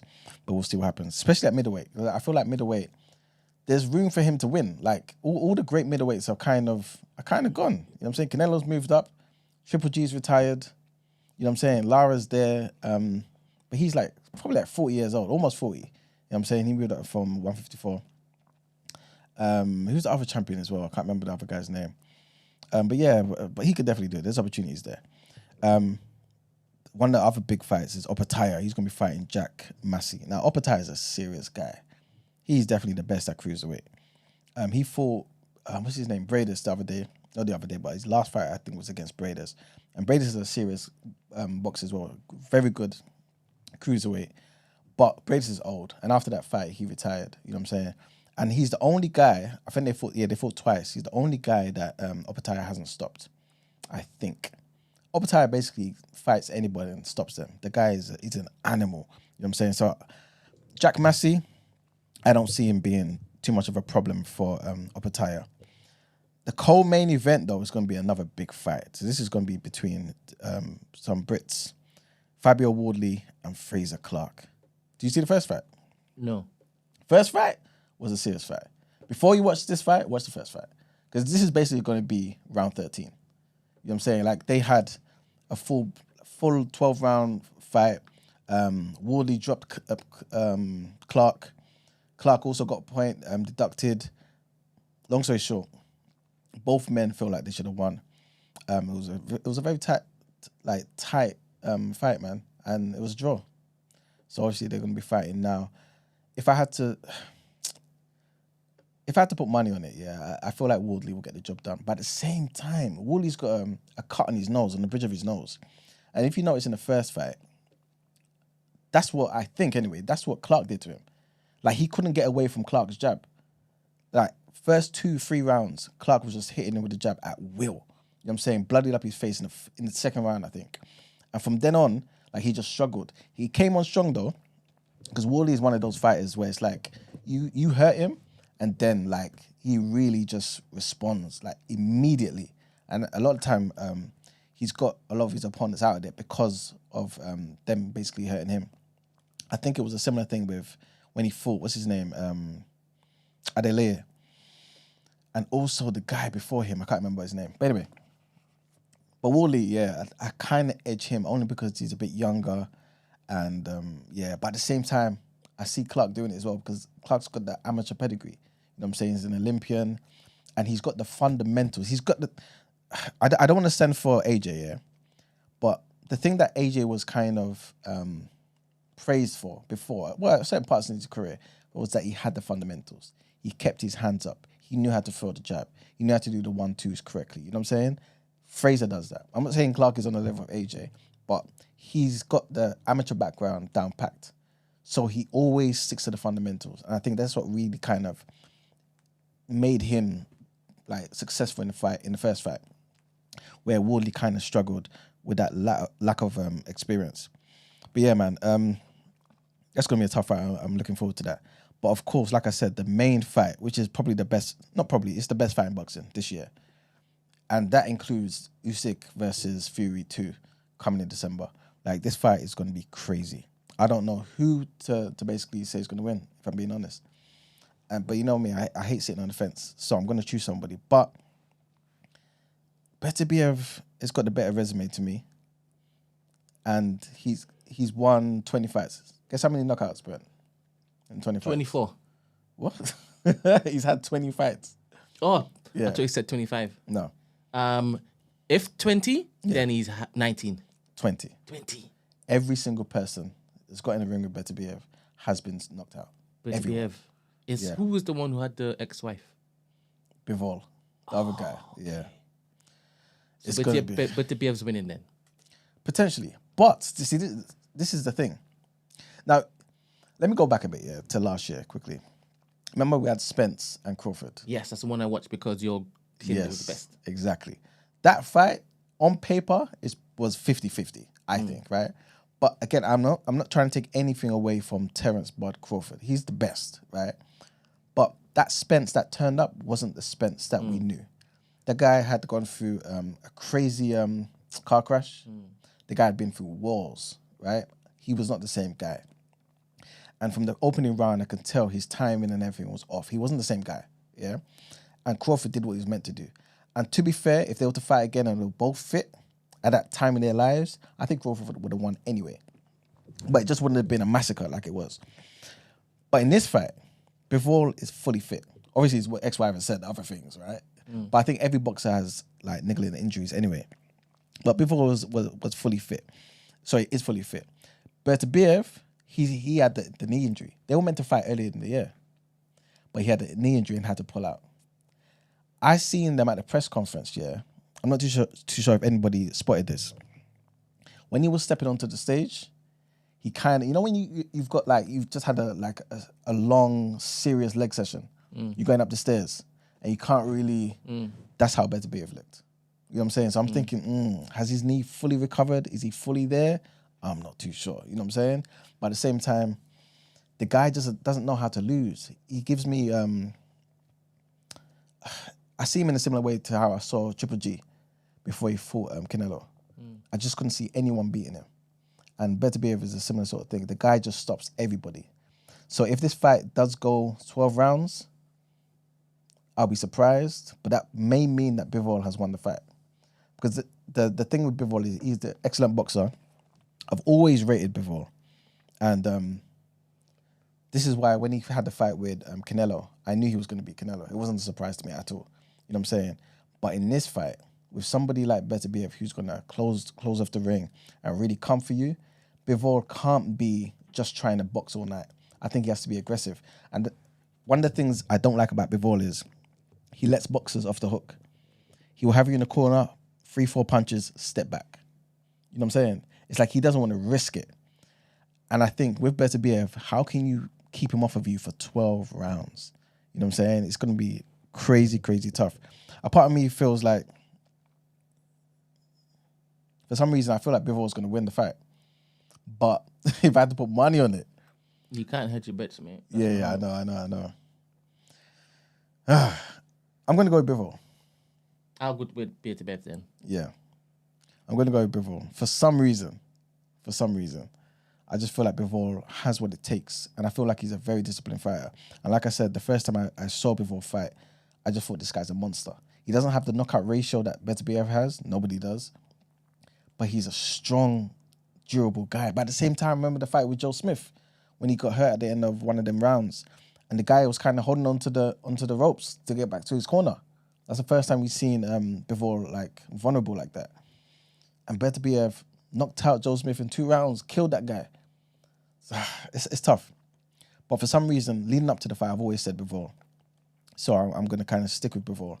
But again, I'm not going to be surprised if Beterbiev gets him out in 5 rounds. I'm not going to be surprised. No, can't do that. All right, cool. Bivol wins by stoppage, round 11. All right. I see it as a knockout by round 6. Beterbiev. Beterbiev. To be fair, that's probably what everyone thinks. Like, if you want to put money on something, that's probably the nice bet. The safe bet. I don't gamble. Yeah, I know. But yeah.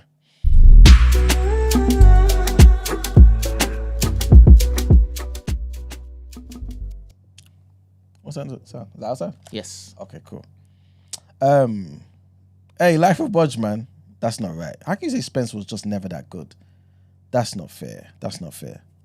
Spence basically beat everybody. Everybody. Undefeated. Beat Porter. Furman ran away from him. Beat Ugas. Beat a good Kell Brook. Went to England and took it from him. Who else has Kell Brook fought? What's his name? Lamont. What's his name? I can't remember his name. Stevenson? Yeah, light skinned guy. Spence is a serious boxer, man. Like, Crawford is just that good. That's all. Crawford's just that good. So you can't do that to Spence, man. All right, guys. Today we had a good show, man. Today we spoke about the Council of Nations and how they want to tackle the challenge of UK power sharing. Keir Starmer's going to be at the helm of that. We also spoke about Joe Biden as well being deeply committed to legacy issues in Northern Ireland. This is what the PM over there, Simon Harris, has said. The EU spoke about the delays in the introduction of border check systems again. It was meant to be rolled out in November, but again, more delays. We also heard the stupid excuse of this officer, Martin Blake, who's currently on trial for the killing, the murder of Chris Cabba, who was only 24. He says, obviously, he's truly sorry for the enormous distress, but he felt that his reaction was entirely proportionate, lawful, and unnecessary. We're going to see, and hopefully the court system does what it should be doing. Israeli strikes on central Beirut kill at least 22 people and injured more than 100. Israel doing what they're doing, still doing what they're doing. I don't even know what to say about that. And we had loads and loads of asking for friends, man. Hopefully we did our thing and helped you guys out. And give us updates, guys. For the asking for our friends that require updates, please give us updates. We also spoke about the lawyers for Diddy as well, talking about how the video that showed him doing what he was doing to Cassie was leaked by the government. So they're seeing a wider conspiracy here. And we also spoke about how a lot of African people back home in several African countries are being tricked into coming to Russia, thinking they're going to be on a work-study program, but instead they're in factories basically making weapons of war for Russia to fight the Ukrainians. Of course, we went through the headlines. Thank you, Gina, for that. The results, the football results. Thank you, Gina, for that. Thank you for the whole show, Gina. Yes, thank you for the whole show. Of course. So bad. I see dead people.